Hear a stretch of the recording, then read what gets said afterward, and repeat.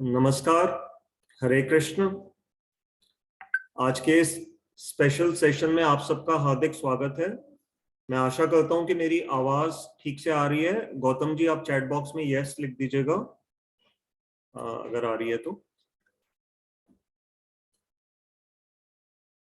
ठीक है, thank you Gautam ji. तो जैसा कि हम जानते हैं कि हमारे कुछ श्रोताओं की स्पेशल रिक्वेस्ट पे हमने ये गीता का एक क्रैश कोर्स पिछले सप्ताह से आरंभ किया और उसमें बहुत ही बड़ी संख्या में आप सब जुड़े। बाद में भी लोगों ने बहुत कमेंट्स दिए, लोगों ने उसको पसंद किया है। और उसी कड़ी में आज हम एक बहुत ही महत्वपूर्ण विषय को आज करने वाले हैं, गीता का दूसरा अध्याय। तो जो हमारे साथ नए श्रोता जुड़े हैं, मैं उनकी जानकारी के लिए बताना चाहूंगा। पहले तो आपका सबका स्वागत है। और ये आज क्योंकि ये काफी बड़ा चैप्टर है, इसमें 72 श्लोक हैं और ये 18 अध्याय में से सेकेंड लार्जेस्ट चैप्टर है। सबसे बड़ा चैप्टर 18वां है जिसमें 78 शायद श्लोक हैं। तो हम हो सकता है 5-7 मिनट हमें आज और लेने पड़े क्योंकि इसमें बहुत ही महत्वपूर्ण विषय हैं। तो अभी आप सब म्यूट पे रहेंगे। जैसे ही मैं जब बोलना समाप्त करूंगा तो फिर उसके बाद प्रश्नोत्तर का कार्यक्रम ऑन हो जाएगा। जो उस समय क्लास छोड़ के जाना चाहे तो वो उनकी चॉइस है, जिनका इंटरेस्ट है वो प्रश्नोत्तर में भाग ले सकते हैं। एक विशेष अनाउंसमेंट और भी है कि क्योंकि हमारे गुरुदेव के बहुत अच्छे अच्छे शिष्य हैं पूरे विश्व में। जैसे पीछे विष्णु प्रभु जी, पिछले संडे पिछली बार वाली क्लास में राधानाथ प्रभु जी बोले थे। तो आज हमने एक अपनी दीदी हैं, हमारी विशाखा दीदी। वो बहुत गृहस्थ हैं, अपने परिवार का पूरा ध्यान रखती हैं और उनके भी 2 बच्चे हैं बड़े। लेकिन इन सब ड्यूटीज के बावजूद भी वो इस गीता के प्रचार इत्यादि में बहुत दिल से लगी हुई हैं। तो मेरे बोलने के बाद 5 मिनट के लिए वो भी संबोधित करेंगी और फिर हम प्रश्नोत्तर आरंभ करेंगे।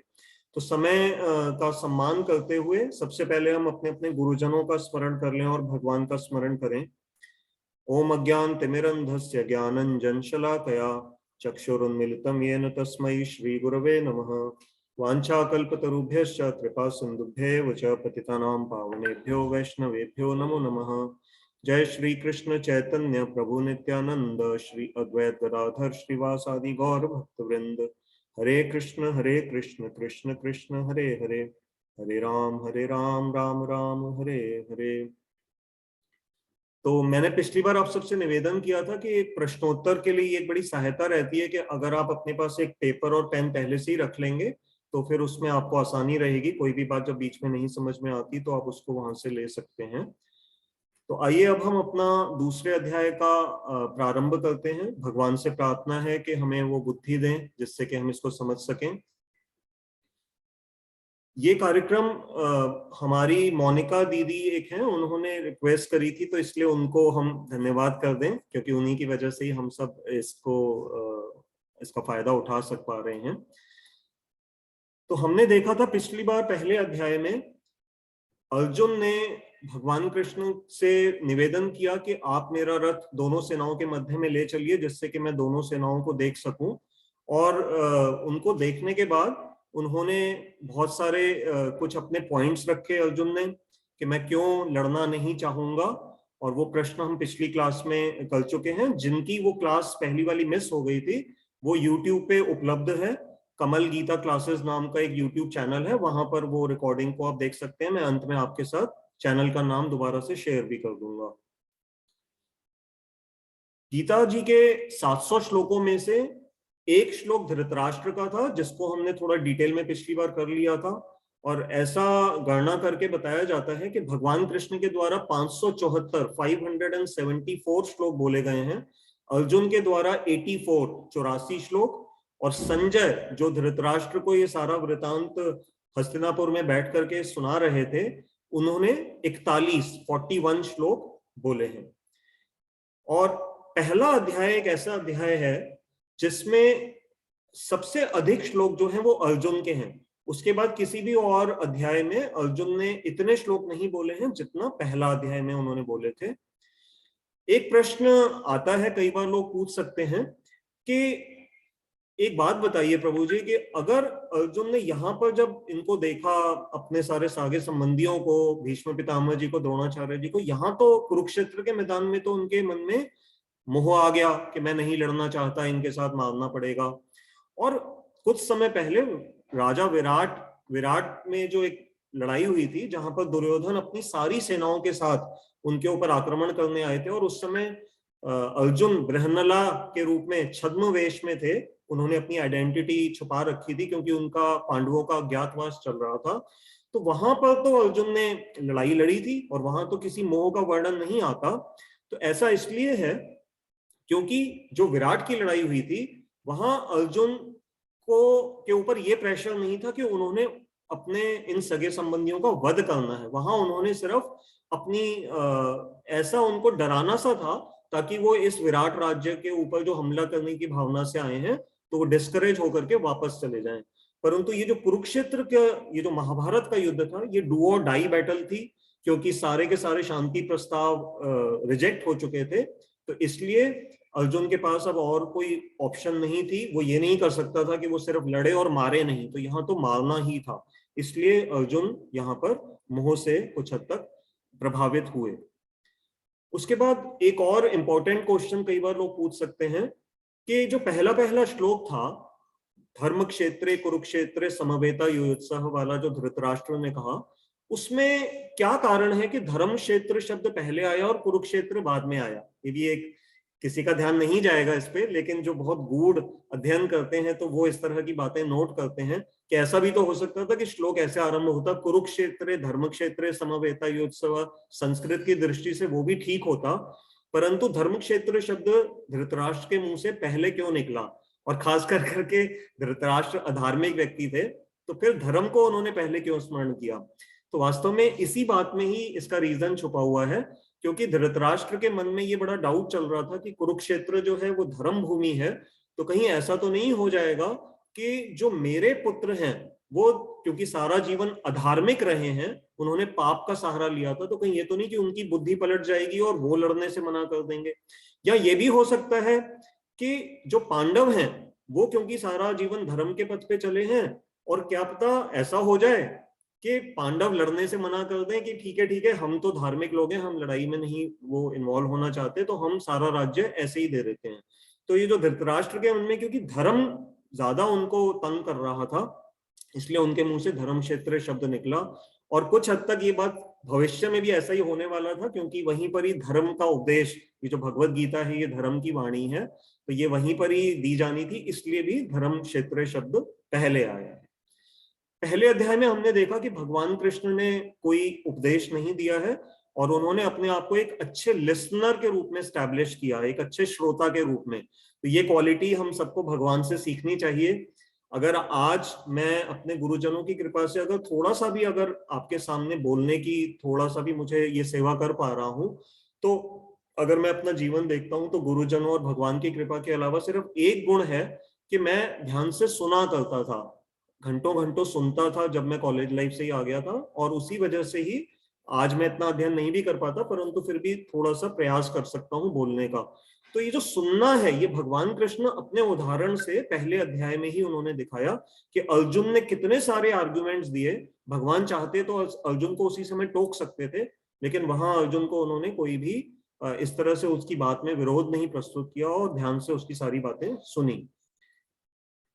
अगर हम कोई भी बात समझना चाहते हैं, जैसे हम कॉलेज वगैरह में लेक्चर भी सुनते हैं, अगर हम मान लीजिए क्लास में लेट पहुंचे और किसी बच्चे ने क्लास में एक प्रश्न पूछा था जिसका उत्तर टीचर एक्सप्लेन कर रहे थे, अगर हमें प्रश्न नहीं पता क्योंकि हम क्लास में लेट आए थे, तो हम बहुत मुश्किल से ये समझ पाएंगे कि टीचर क्या समझा रहे हैं। इसका अर्थ ये हुआ कि अगर आंसर को ठीक से समझना है तो क्वेश्चन को पहले समझना होगा। तो आज हम अपने उन क्वेश्चंस को रिवाइज कर लें जो अर्जुन के थे, और जिनके उत्तर में ही सारी की सारी भगवत गीता भगवान के द्वारा कही गई। तो पहला जो अर्जुन का लॉजिक था, वो कृपा से अभिभूत हो गए थे, कंपैशन जिसको हम इंग्लिश में कहते हैं।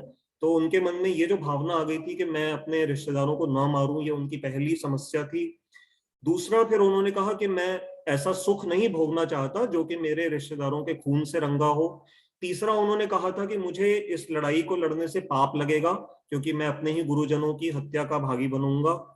और फिर उन्होंने कहा कि जो हमारे परिवारों की जो परंपराएं इतने सालों से हमारे परिवारों में चलती आ रही हैं वो सब विनष्ट हो जाएंगी, हमारे पुरखे गिर जाएंगे क्योंकि उनको कोई पिंड दान करने वाला नहीं होगा, और हमारी स्त्रियां दूषित हो जाएंगी, वर्ण संकर पैदा होंगे। और पांचवा उनका पॉइंट था कि मैं ये निर्णय ही नहीं ले पा रहा कि मुझे असल में करना क्या चाहिए, क्या मैं लड़ूं या न लड़ूं, ये इस विषय में अर्जुन कंफ्यूज। तो ये 5 मुख्य विभाग हैं अर्जुन के प्रश्नों के या उनके कंफ्यूजन्स के, जिनको भगवान ने एक एक करके अब दूसरे अध्याय से भगवान उनके उत्तर देना आरंभ करेंगे। अब हम आते हैं आज के अध्याय पे। अभी तक हमने पहले अध्याय को थोड़ा सा समराइज कर दिया ताकि जो लोग आज नए जुड़े हैं तो उनको भी थोड़ा सा एक बेस पता लग जाए।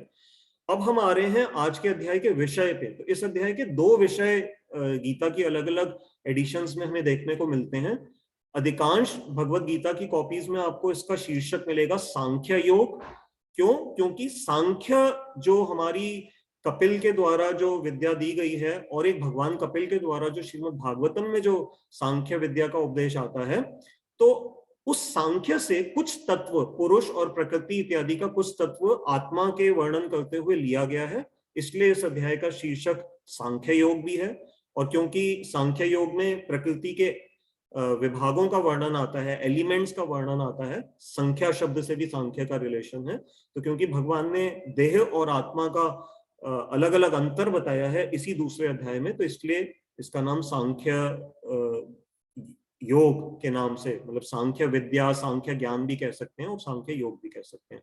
और दूसरा इसका शीर्षक श्री प्रभुपाद जी ने जो अपनी भगवत गीता की एडिशन में दिया है उसमें इंग्लिश में कहा है उन्होंने, contents of the Gita summarize, यानी कि पूरी गीता का सार।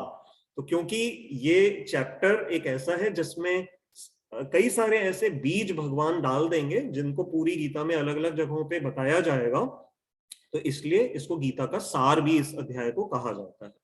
और जैसा मैंने बताया ये गीता का दूसरा लार्जेस्ट चैप्टर है, 72 श्लोकों वाला। एक बात हम सभी देखें कि अर्जुन ने जब अपनी ये सारी व्यथा भगवान के सामने बता दी और वो युद्ध के बिल्कुल मध्य क्षेत्र में खड़े हैं, एक तरफ कौरवों की सेना है और उनके पीछे उनकी पांडवों की सेना है, तो वहां अर्जुन ने ये नहीं कहा कि प्रभु मैं लड़ने में अक्षम हूं, आप अब रथ वापस ले चलिए।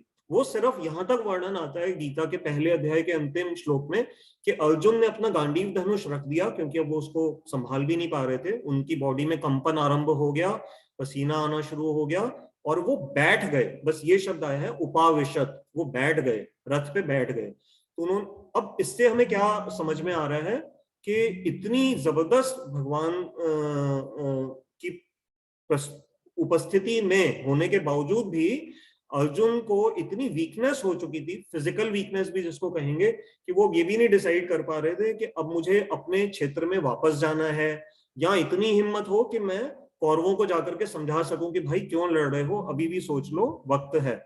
तो ये भी जब अर्जुन को नहीं, मतलब उस चीज का ताकत बची, तो आप समझ सकते हैं कि उस समय अर्जुन के अंदर कितनी जबरदस्त वीकनेस आ चुकी थी।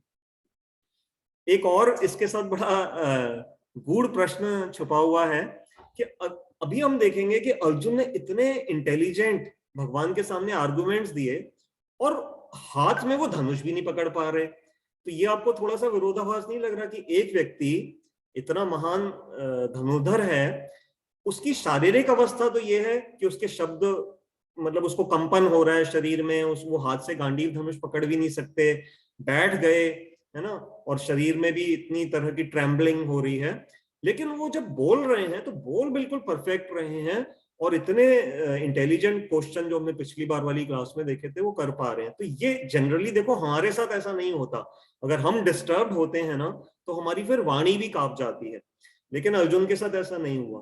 तो उसका गूढ़ उत्तर ये है क्योंकि अर्जुन जो युद्ध से हट रहे थे वो डर की वजह से नहीं हट रहे थे।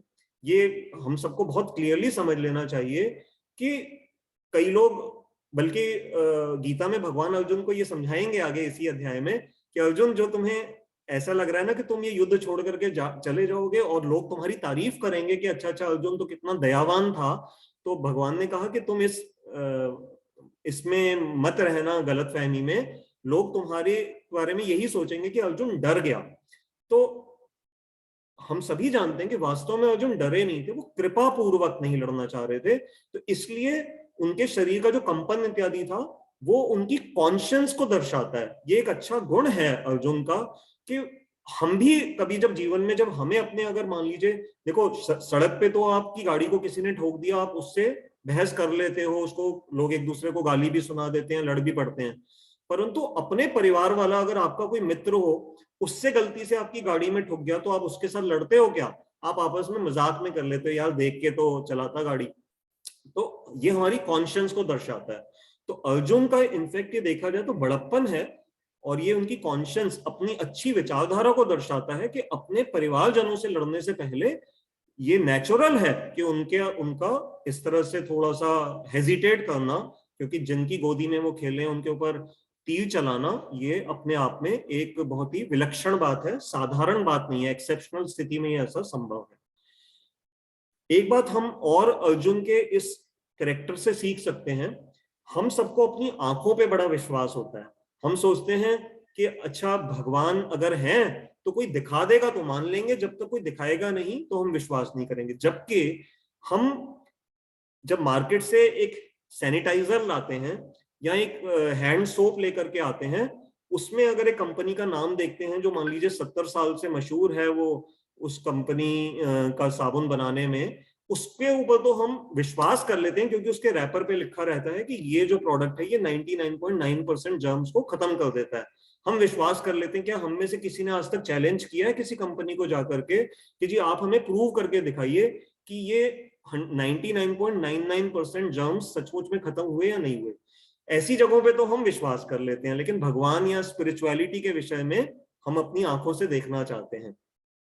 तो अब आंखों के अंदर क्या छोटी सी कमी है, आइए हम अर्जुन के इस एग्जाम्पल से समझ लें। देखिए, जब अर्जुन अपने पाले में खड़े थे, वहां से भी जब उन्होंने देखा तो उनको सामने कौरव ही नजर आ रहे थे, ठीक है।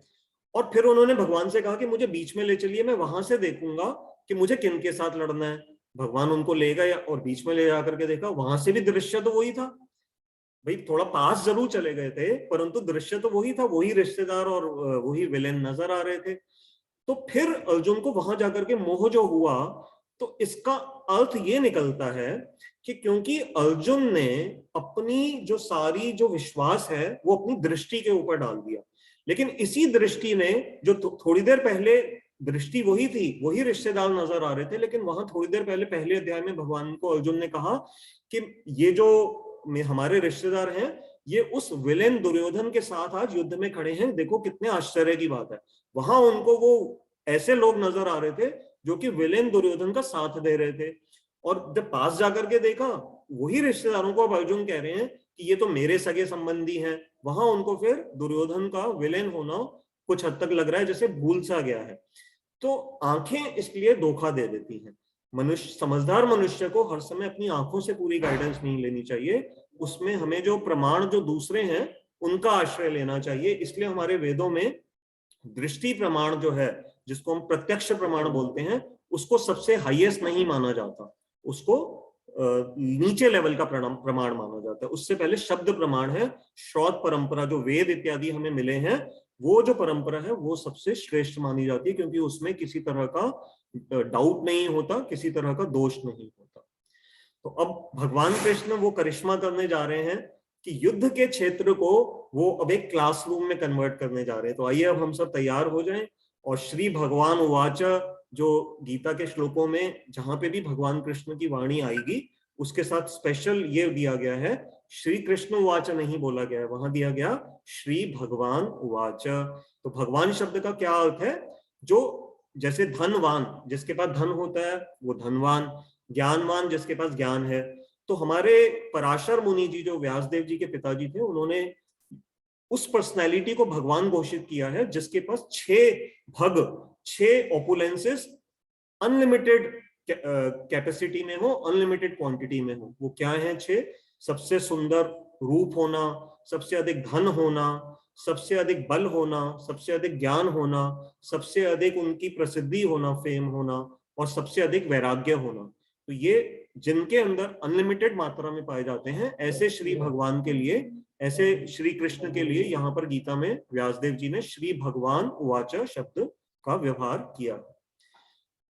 देखिए पहले अध्याय में अर्जुन जो है लगभग श्योर थे कि जो मैं कह रहा हूं वो बात सही है। हमारे साथ भी ऐसा हो जाता है ना, कई बार हमारे बच्चे हमारे साथ आर्ग्यू करते हैं या टीचर्स से स्टूडेंट्स आर्ग्यू करते हैं।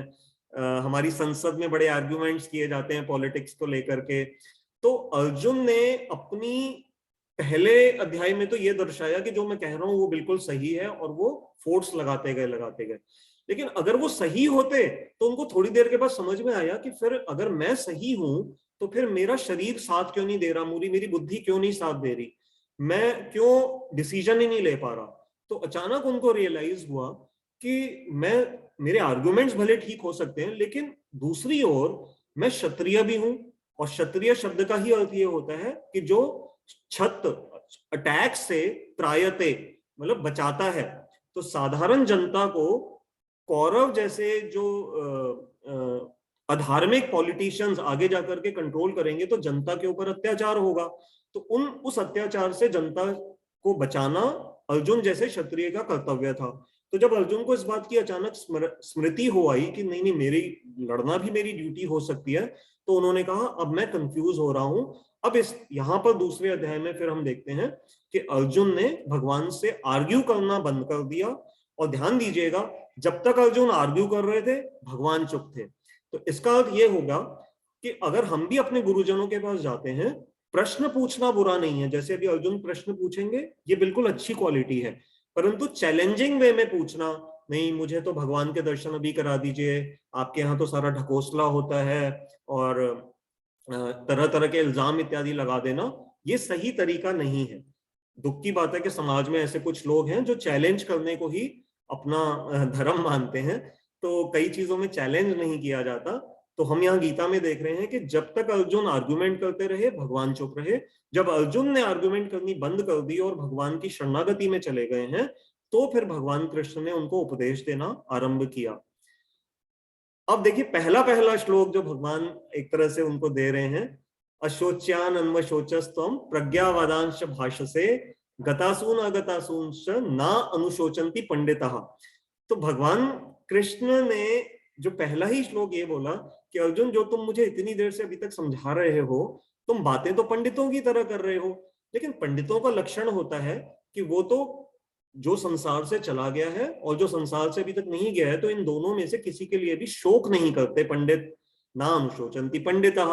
और तुम तो शोक कर रहे हो, तो इसका मतलब तुम्हारे कथनी और करनी में भेद है।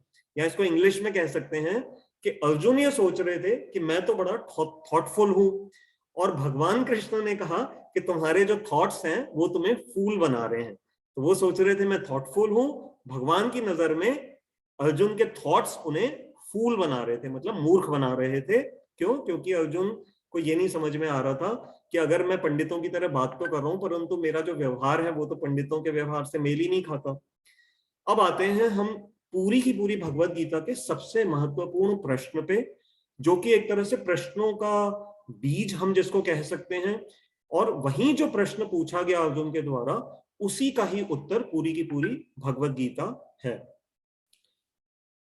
प्रश्न जो है मैं अब आपको एक बार स्क्रीन पे वो दिखाना चाहूंगा क्योंकि वो महत्वपूर्ण है। तो आइए एक बार उसको हम स्क्रीन पे देख लेते हैं।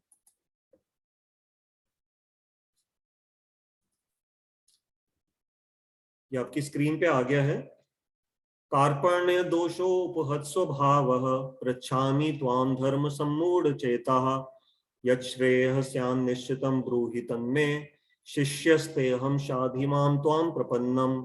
ये दूसरे अध्याय का 7वां श्लोक है, बहुत ही महत्वपूर्ण श्लोक।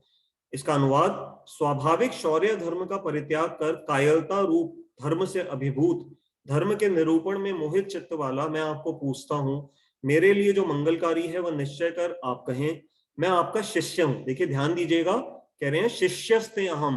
शिष्य का की डेफिनेशन क्या होती है? जो गुरु का शासन स्वीकार करने के लिए तैयार रहता है उसे शिष्य कहा जाता है। तो मैं आपका शिष्य हूं, अतः मुझ शरणागत को आप शिक्षा प्रदान करें। तो मैं आपके प्रति शरणागत हूं, शाधि माम त्वाम प्रपन्नम, आप प्रपन्न हो गया हूं आपके प्रति। जब बहुत अच्छी तरह से कोई शरण लेता है तो उसके लिए कहा जाता है प्रपन्नम, यहाँ ये शब्द आया। और दोष क्या बताया, कार्पण्य दोष, कि मैं वीर स्वभाव को भूल गया हूं, जो मेरा वीरता का स्वभाव है, और कायरता रूप दोष से अभिभूत हो गया हूं। और प्रश्न क्या है, पृच्छामि त्वाम, मैं आपसे पूछ रहा हूं, धर्म सम्मूढ़ चेता, धर्म के विषय में मैं इस समय मोहित हो गया हूं, कृपया करके आप मुझे बताइए कि मेरा इस समय धर्म क्या है। तो ये अर्जुन का मुख्य रूप से जो सबसे बड़ा प्रश्न था, जिसके उत्तर में पूरी की पूरी भगवत गीता बोली गई है। मैंने पिछली बार आपको बताया था कि गीता का जो पहला पहला शब्द है वो है धर्म, और अंतिम शब्द है 18वें अध्याय का मम। तो मम धर्म अर्थात मेरा धर्म क्या है, यही पूरी की पूरी भगवत गीता हमें बताती है। अब यहां ध्यान ये देंगे, अगर ये इतना आसान होता कि धर्म ही सिर्फ भगवान को समझाना था, तो उस क्वेश्चन को अगर हम ध्यान में रख के गीता को पढ़ते भी हैं, फिर भी हमें गीता समझ क्यों नहीं आती। ये सबसे बड़ी समस्या है हम सबके साथ, कि जब हम गीता स्वयं खोल करके बैठते हैं तो फिर हम बड़े कंफ्यूज हो जाते हैं। कहीं पे भगवान एक बात को बताते हैं, थोड़ी देर के बाद फिर एक दूसरा प्रश्न आ जाता है तो टॉपिक चेंज हो जाता है, फिर तीसरी बात आरंभ हो जाती है। तो हम देख रहे हैं कि कहीं पे भगवान कर्मयोग को बताते हैं श्रेष्ठ, कहीं ध्यान योग को, कहीं ज्ञान योग की महत्ता आ जाती है, कहीं भक्ति योग आ जाता है, कहीं अष्टांग योग आ जाता है, कहीं बुद्धि योग शब्द आ जाता है। तो हम नहीं समझ पाते, अगर हम बिना किसी आचार्य या एक्सपर्ट गुरु की गाइडेंस के बिना अगर गीता जी का अध्ययन करते हैं, तो आई एम सॉरी, हम नहीं समझ पाते हैं। ये बात हम सबको माननी पड़ती है, और ऐसा हुआ भी है। तो इसका उत्तर क्या है, क्यों नहीं हम समझ पाते, क्योंकि भगवान ने धर्म को जो समझाया है अर्जुन को, वो हायरार्की ऑफ वैल्यूज के हिसाब से बताया। अब हायरार्की क्या है, अलग अलग स्तर हैं। तो फॉर एग्जाम्पल, एक डॉक्टर है, बड़ा टॉप क्लास सर्जन है, वो ब्रेन का सर्जन है, और सबसे टफ से टफ सर्जरीज आसानी से कर लेता है। लेकिन वही डॉक्टर के सामने अगर अनफॉर्चुनेटली कोई अपने एक ऐसा केस आ जाए, मान लीजिए उसका अपना एक बेटा है, छोटा यंग टीनेजर बेटा है, डॉक्टर को समाचार मिला कि मेरे बेटे का एक्सीडेंट हो गया है, वो इस हॉस्पिटल में उसको ले जाया गया है और उसके ब्रेन की सर्जरी करनी है। तो ऐसा माना जाता है कि कितना भी कुशल से कुशल डॉक्टर क्यों ना हो, जब वो अपने पुत्र की ब्रेन सर्जरी कर रहा हो, और मान लीजिए डू और डाई वाली स्थिति वाली बात हो और बहुत कॉम्प्लिकेटेड सर्जरी हो, तो ऐसा समझा जाता है कि वो उसके हाथ भी कांपने का डर रहता है। इसलिए जनरली फिर किसी और, अगर पॉसिबिलिटी है तो फिर किसी और कुशल डॉक्टर की सहायता ऐसे केसेस में ली जाती है। ऐसा ही जुडिशरी में भी संभव है कि मान लीजिए कोई जज हैं, बड़े अच्छी जजमेंट्स देते हैं, लेकिन उनके सामने एक ऐसा केस आ गया जहां के उनका बेटा ही किसी क्राइम में इन्वॉल्व है। अब जज को डिसीजन देनी है, फांसी की सजा सुनानी है या नहीं सुनानी। तो ऐसी कई विचित्र परिस्थितियां संसार में आ जाती हैं। तो धर्म की परिभाषा भी व्यक्ति के परिवेश के अनुसार कुछ हद तक बदलती चली जाती है। तो क्योंकि गीता में भगवान ने अर्जुन की मनः स्थिति और बाहर स्थिति दोनों का ध्यान रखते हुए, और भविष्य में हम जैसे श्रोताओं की अलग अलग स्थितियों में, कोई हम में से क्षत्रिय है, कोई ब्राह्मण है, कोई वैश्य है, कोई सेवा का कार्य कर रहा है, कोई ब्रह्मचारी है, कोई गृहस्थ है, कोई वानप्रस्थ है, कोई सन्यासी है, तो इन सब स्थितियों का ध्यान रखते हुए भगवान ने हमें अलग अलग तरह का एक बहुत ही, जिसको कहेंगे, परिपूर्ण उपदेश इन 700 श्लोकों में हमें दिया है। तो इसके अनुसार ही हमें इसको depending on place, time and circumstances उस विचार को स्वीकार करना है और समझना है। अब बड़ी एक महत्वपूर्ण बात आती है एक जगह पे श्लोक में, जब भगवान अपना उपदेश अभी देना आरंभ कर रहे हैं, उससे पहले वैसे उन्होंने अर्जुन को अच्छी खासी डांट भी लगाई और बोला कि ये तुम्हारे मन में कलमश कहां से आ गया। ये तो एक तरह से उन्होंने शब्द यूज किया जैसे नपुंसक होता है ना, तो उस तरह का भगवान ने बड़ा कठोर शब्द, क्लैब्यम मास गर्मः पार्थ, क्लैब्यम शब्द होता है, उसका अर्थ होता है नपुंसकता, तो नॉन मतलब इम्पोर्टेंट होना। तो इतना भगवान ने कठोर शब्द अर्जुन को मतलब झंझोड़ने के लिए यूज किया। तो कभी कभी हमारे गुरु भी इस तरह से अगर कभी स्ट्रॉन्ग शब्द शिष्य को जगाने के लिए यूज करते हैं, तो शिष्य अगर सिंसियर होगा तो वो फिर गुरु को छोड़ेगा नहीं, वो ये सोचेगा कि मेरे भलाई के लिए ही गुरु कुछ ऐसी बात कह रहे हैं। तो भगवान मुस्कुरा दिए। ये जब उन्होंने देखा कि ये तो कल तक तो मेरा मित्र था, और आज मुझे अपने गुरु के रूप में स्वीकार कर रहा है। तो भगवान के लिए शब्द आया प्रहसन इव, मतलब थोड़ा सा, हालांकि युद्ध का है और एक तरफ से अर्जुन रो रहे हैं और भगवान हंसे, ये भी संभव नहीं है, अच्छा नहीं लगेगा, दोष लगेगा भगवान को, इसलिए शब्द आया है प्रहसन इव, बस मुस्कुराते हुए से, ऐसा शब्द आया है। तो इस तरह से भगवान ने वहां पर अपना एक मैनर प्रस्तुत किया। क्यों? क्योंकि उन्होंने देखा कि कल तक तो मेरा मित्र था और आज इसने मेरे को गुरु बना लिया है, चलो ठीक है, आगे अब इसको समझाते हैं। तो भगवान कृष्ण ने मुख्य जो अब सांख्य योग के उपदेश आरंभ हुए, जो दूसरे अध्याय का 11वें श्लोक से लेकर के 30वां श्लोक 30th, ये मैं आपको इसलिए बता रहा हूं, याद कर लीजिए। कभी भी परिवार में, मित्रजनों में कभी कोई दुर्घटना घटती है, कोई संसार छोड़ करके चला जाता है और समय कम है, तो ये दूसरे अध्याय के 11 श्लोक से लेकर के 30वें श्लोक तक के जितने भी श्लोक हैं, ये सभी में भगवान ने बहुत सुंदर आत्मा के विषय में वर्णन किया है। तो ये आप उसको वहां रेफर कर सकते हैं। अब भगवान ने मुख्य रूप से क्या कहा अर्जुन को कि देखो भाई, अभी तुम कंफ्यूज हो रहे हो मुझे करना क्या है, लेकिन तुम्हारा करना इस विषय पे डिपेंड करता है कि तुम हो कौन, तुम्हारी आइडेंटिटी क्या है। तो before action what matters is identity. इसको हम इंग्लिश में ऐसे भी समझ सकते हैं, एक इंग्लिश में बड़ा अच्छा एक शब्द है ना, गो गेटर। गो गेटर मतलब वो व्यक्ति जो कि हर समय बड़ा उत्साहित रहता है और उद्यमी है और सारे कार्यों को बहुत कुशलता से करके सफलता को पा लेता है। लेकिन गो गेटर भी अगर हमें अपने जीवन में, बिजनेस में या लाइफ में, अपनी स्टडीज में, स्कूल कॉलेज में बनना है, तो गो गेटर हम बनेंगे कैसे? पहले ये तो पता हो, गो मीन्स जाना, तो पहले ये तो समझ ले जाना कहाँ है, और गेटर मीन्स गेट यानी कि पाना। तो पाना क्या है? जब ये पहले थोड़ा समय निकाल करके एक बार अपनी लाइफ का पर्पस क्लियर कर लें, कहाँ जाना है और क्या पाना है, तभी तो अच्छे गो गेटर बनेंगे। तो इसीलिए अर्जुन को भगवान शुरू में ही ये बता रहे हैं कि पहले अर्जुन ये समझो कि जिस शरीर के लिए तुम यहाँ पर दुखी हो रहे हो, वास्तव में वो शरीर हमारी रियल आइडेंटिटी नहीं है, वो तो कपड़े के समान है। जैसे पुराना कपड़ा होता है, बदल देते हैं, ऐसे ही ये जो शरीर हमें मिला है प्रकृति से, जब ये पुराना हो जाएगा या काम का नहीं रहेगा तो प्रकृति नया शरीर दे देगी। इसमें पंडित लोग शोक नहीं करते। तो जो चैतन्य चरण प्रभु जी, उन्होंने एक बड़ा अच्छा फ्रेज यूज किया था इसके लिए, our identity goes beyond our biology. तो अधिकांश जो ये संसार चल रहा है, जो मॉडर्न मटेरियल लाइफ है, उसमें सारा जो कंसंट्रेशन है वो शरीर के ऊपर है, कि हमारी शरीर से आइडेंटिटी क्या है, हम किस परिवार में हमें जन्म मिला, हमारा सरनेम क्या है, हमारी कास्ट क्या है, हम क्या करते हैं, कितना बैंक बैलेंस है। तो ये सारी चीजें क्या है? बायोलॉजी या केमिस्ट्री है, मैटर की बात है। परंतु हमारी रियल आइडेंटिटी क्या है? भगवत गीता हमें यहां से बताना शुरू करती है कि हम शरीर नहीं, शरीर के अंदर रहने वाली एक देही शब्द यूज भगवान ने किया। आत्मा शब्द काफी लेट आया है दूसरे अध्याय में, तो वहां उन्होंने देही शब्द बताया कि देहिनो अस्मिन यथा देहे, ये इस तरह के श्लोक आए। तो कई लोग जो ये सोचते हैं कि गीता सिर्फ हिंदुओं का ग्रंथ है और कई बार इसका ऑपोजिशन भी किया जाता है, परंतु उन सबको ये समझना चाहिए कि पूरी की पूरी भगवत गीता में किसी भी रिलीजन का इस तरह से कहीं कोई वर्णन नहीं आया है।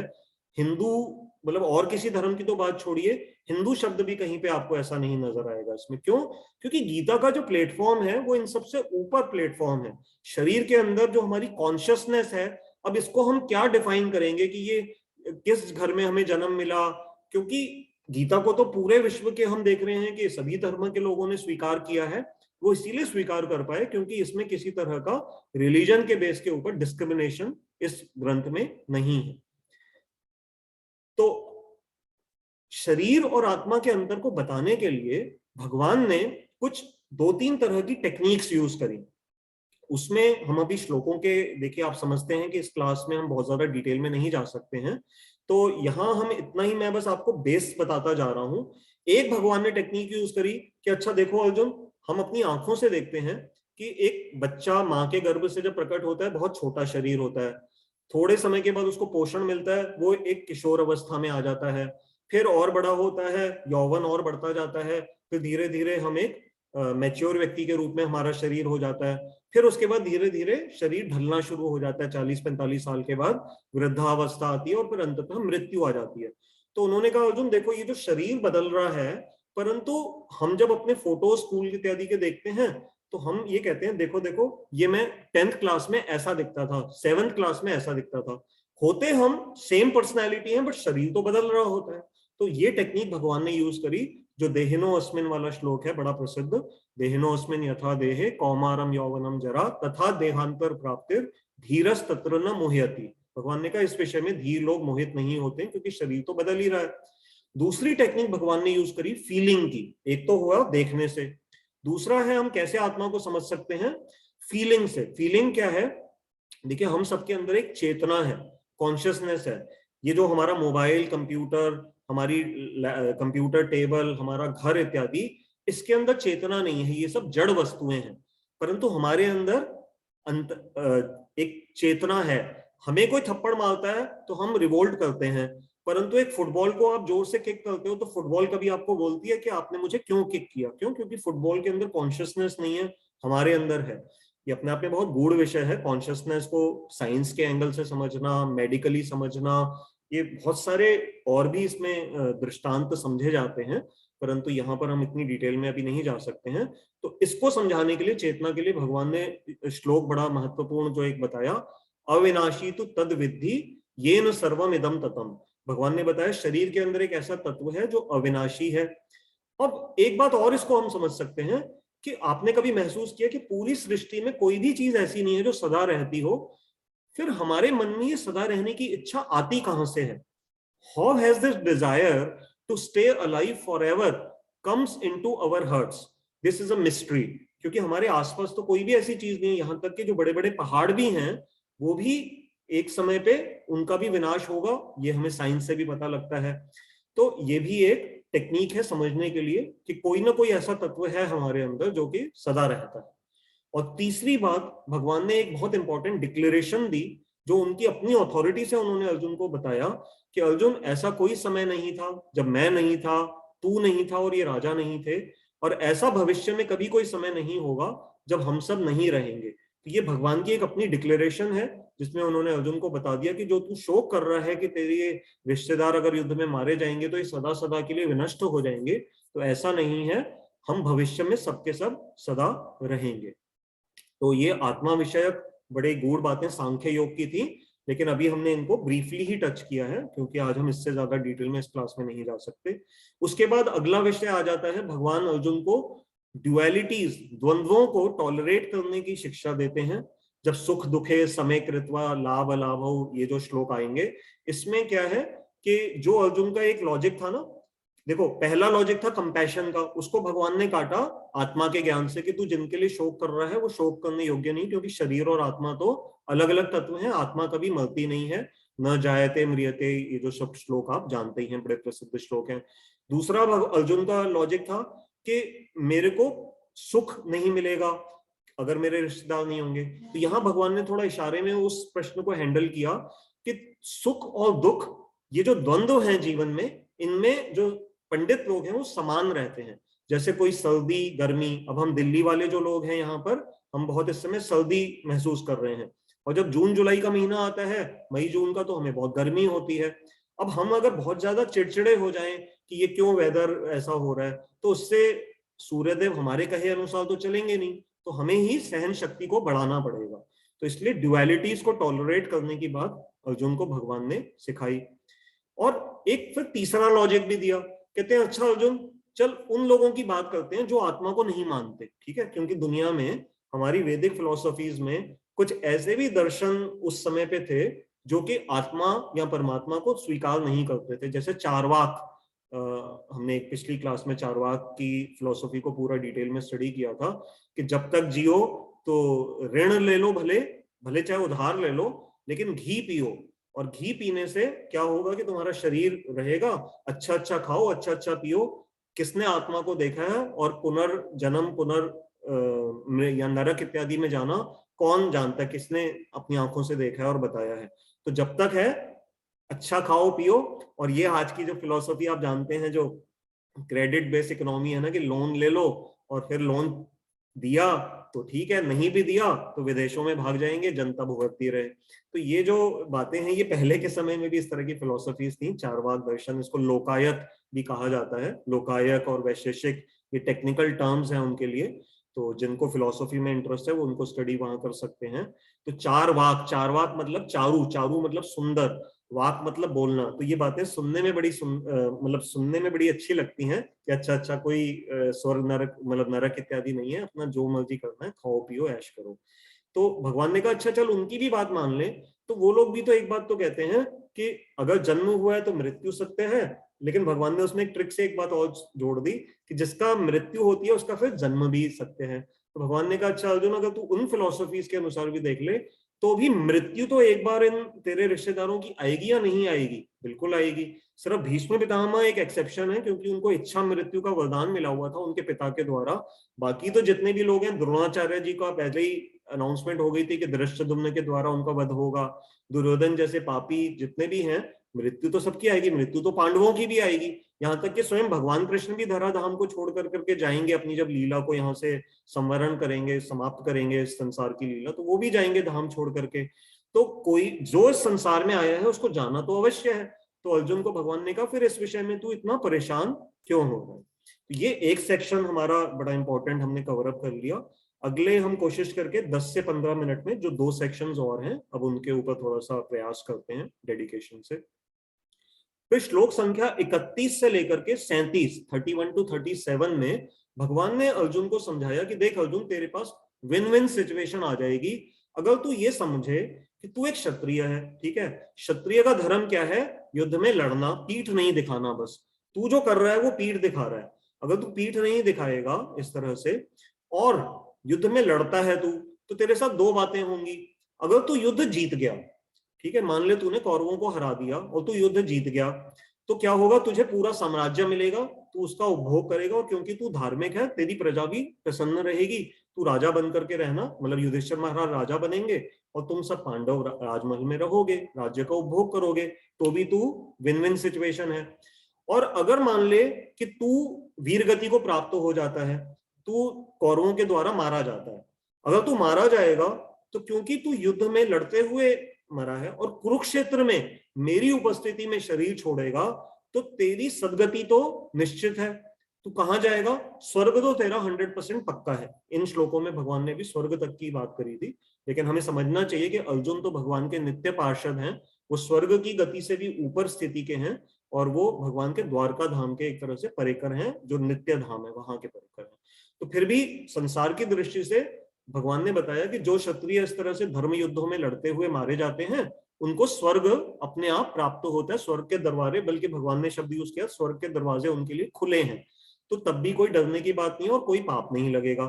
पाप जो तुझे लग रहा है, तू सोच रहा है कि तुझे मारने से पाप लगेगा, बल्कि उल्टी बात है, अगर तू नहीं लड़ेगा तो तुझे पाप लगेगा। क्यों? क्योंकि क्षत्रिय के रूप में तेरी ड्यूटी थी कि तू जनता को बचाए इन आतताइयों से।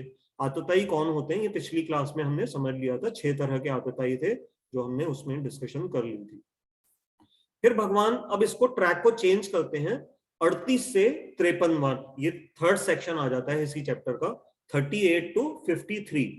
इसके अंदर भगवान अब जो स्वर्ग की बात अभी अर्जुन को तारीफ कर रहे थे, अब भगवान एक डिस्टिंक्शन क्रिएट करेंगे कि अर्जुन देख, कुछ ऐसे लोग होते हैं जो वेदों में इन अलंकार में ही भाषा को सुन कर करके उनको लगता है कि वेदों में कहा है स्वर्ग जाने के लिए ये यज्ञ इत्यादि करो और स्वर्ग चले जाओ, तो इससे बढ़कर के कुछ नहीं है। तो फिर भगवान ने अर्जुन को समझाया कि देख अर्जुन, तू वैसी विचारधारा वाला मत हो जाइयो।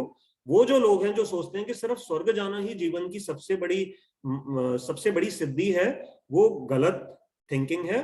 क्योंकि वो लोग नहीं जानते हैं कि स्वर्ग से ऊपर भी एक दिव्य स्थान है जो कि आध्यात्मिक पथ पर चलने वालों के लिए जो लोक हैं, जैसे ब्रह्मलोक है और ये सब हैं, उनसे ऊपर फिर वैकुंठ लोक है भगवान का, और ऊपर जाएंगे तो फिर भगवान राम का अयोध्या धाम है, साकेत धाम, और ऊपर जाएंगे तो फिर द्वारका धाम है, द्वारका धाम से ऊपर फिर भगवान कृष्ण का अपना गोलोक वृंदावन धाम है।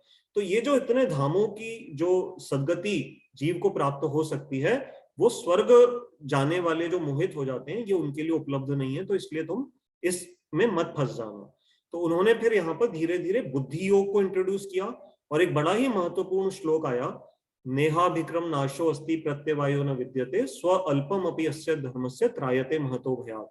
तो ये जो बुद्धि योग या जो कर्म योग के पथ पे हैं या जो भक्ति योग के पथ पे हैं, उनको ये श्लोक पढ़ के बड़ा आनंद मिलता है, क्योंकि भगवान ने कहा कि जो इस पथ पे चलते हैं, बुद्धि योग अथवा भक्ति योग के पथ पे, उसमें करी गई थोड़ी सी भी प्रगति सदा रहती है और कभी भी उसका नाश नहीं होता। वो सदा सदा के लिए, जैसे हम पढ़ाई करते हैं, देखो कितने भी बड़े बड़े साइंटिस्ट जब अपना शरीर छोड़ते हैं, अगले जन्म में उन्हें फिर से एबीसीडी सीखनी है। परंतु ये जो ज्ञान और ये जो भक्ति के पथ हैं, इसमें जितनी प्रगति कोई आत्मा अपने पिछले जीवन में कर लेती है, अगले जन्म में फिर वो उसके आगे से आरंभ करती है। तो ये इस नॉलेज की बहुत बड़ी ब्यूटी है, इसलिए भगवान ने इसको 9वें अध्याय इत्यादि में जाकर के राज विद्या बताया। क्यों? क्योंकि ये सभी विद्याओं की राजा है ये विद्या, इसलिए भगवत गीता का बहुत महत्व है और हमें ध्यान से सुननी चाहिए। फिर इसमें बड़ा महत्वपूर्ण एक श्लोक आ जाता है, व्यवसायत्मिका बुद्धि। भगवान ने एक नई टर्म इंट्रोड्यूस करी। उन्होंने बताया कि ये जो जो इस पथ पे चलते हैं उनकी बुद्धि होती कैसी है। उन्होंने कहा व्यवसायत्मिका बुद्धि। व्यवसाय मतलब एक तरह से बिजनेस जैसी बुद्धि। तो जैसे बिजनेसमैन का सारा ध्यान अपने बिजनेस के प्रॉफिट पे लगा रहता है, ऐसे ही जो ये योगी हैं या ये ऐसे साधक जो हैं, जो भगवान के इस पथ पे आगे बढ़ना चाहते हैं, उनकी बुद्धि वन पॉइंटेड होती है और वो फिर डिविएट नहीं होते भोग और ऐश्वर्य की उन बातों से जो वेदों में अलग अलग जगह पे कही गई हैं। तो इसको भगवान ने कहा व्यवसायत्मिका बुद्धि। और हमें भी इससे ये सीख सकते हैं कि हम अपने जीवन में अगर कोई आईएएस का एग्जाम क्रैक करना चाह रहे हैं या बच्चों को पढ़ाई इत्यादि में बढ़ाना चाह रहे हैं, तो फिर उन बच्चों को हमें ये गीता के ये श्लोक बताने चाहिए, जिससे कि उनको ये डिटर्मिनेशन की इंपॉर्टेंस पता लगेगी कि कैसे एक अच्छा स्पोर्ट्समैन बनना है, एक मिलिट्री का अच्छा ऑफिसर बनना है, या पायलट बनना है, या डॉक्टर बनना है, या इंजीनियर बनना है। तो अगर अपनी क्लास में एक्सेल करना है किसी भी फील्ड में, तो ये वाला जो डेडिकेटेड विजन है ये हमारे लिए बहुत जरूरी है। और इन श्लोकों में फिर भगवान ने कर्मकांड, वैदिक कर्मकांड एज कंपेयर टू कर्म योग, इनका भगवान ने कंपैरिजन किया और उनके डिफरेंसेस को बताया। और फिर अर्जुन को बताया कि देख अर्जुन, जो वेद हैं वो अधिकांशतः त्रिगुणात्मक उपदेश देते हैं। मतलब प्रकृति के जो 3 गुण हैं, सतोगुण, रजोगुण और तमोगुण, अधिकांश वेद उसी विषय में ही बात कर रहे हैं। तो अर्जुन, मैं तुझे आदेश दे रहा हूं, निस्त्रयी गुणों भव अर्जुना, कि तेरे लिए मेरा आदेश है कि तू इन 3 गुणों से ऊपर उठ जा और आत्मवान बन, अपनी आत्मा के इस ट्रेजर को रियलाइज कर। इसके बाद बड़े इंटरेस्टिंग टॉपिक्स वो आ जाते हैं जो पूरी दुनिया जिसके लिए गीता को जानती है। जो प्रसिद्ध श्लोक आप जानते हैं, दूसरे अध्याय का शायद 47 श्लोक है, कर्मण्येवाधिकारस्ते मा फलेषु कदाचन। अगर आप लोगों से एक इंटरव्यू लें सड़क पे जाकर के कि आप गीता के बारे में क्या जानते हैं, तो 99% लोग यही बात बताते हैं कि गीता में क्या है, कर्म करो, फल की चिंता ना करो। लेकिन ये अपने आप में बहुत ही एक लिमिटेड अंडरस्टैंडिंग है श्लोक की।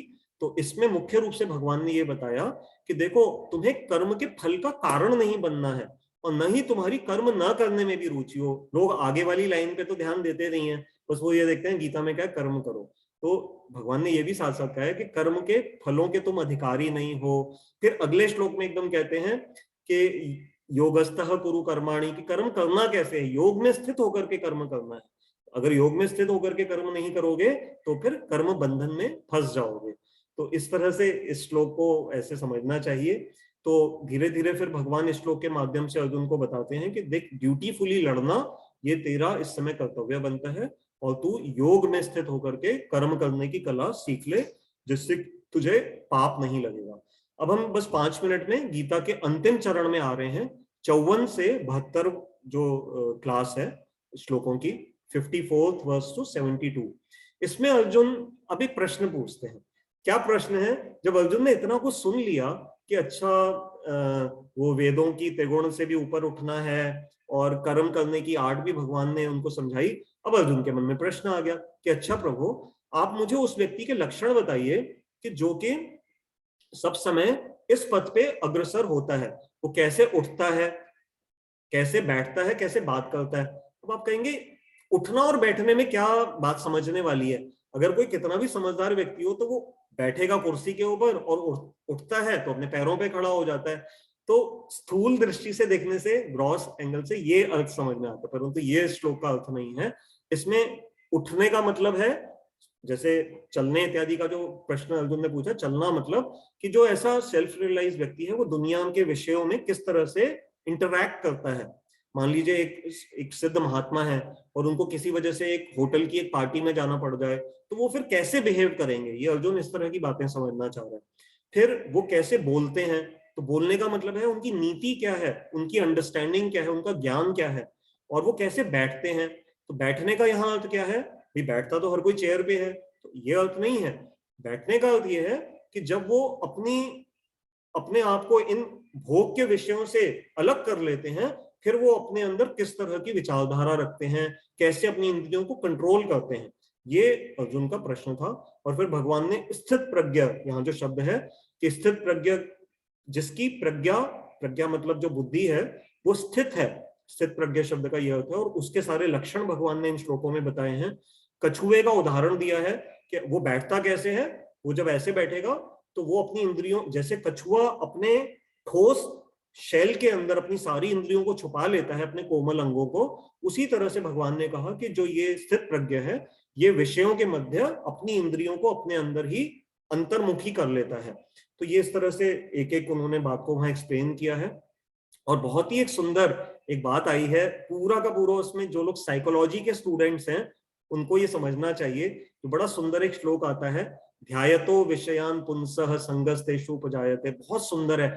अगर किसी का भगवत गीता में बिल्कुल भी विश्वास नहीं है और वो कहता है कि भाई मुझे बताओ कि गीता में ऐसी क्या बात है जिसपे मैं विश्वास कर लूं, तो अब ये श्लोक अगर उसको बता देंगे, एक मिनट में देखता हूँ, मैंने आपके लिए ये निकाल के भी रखा था,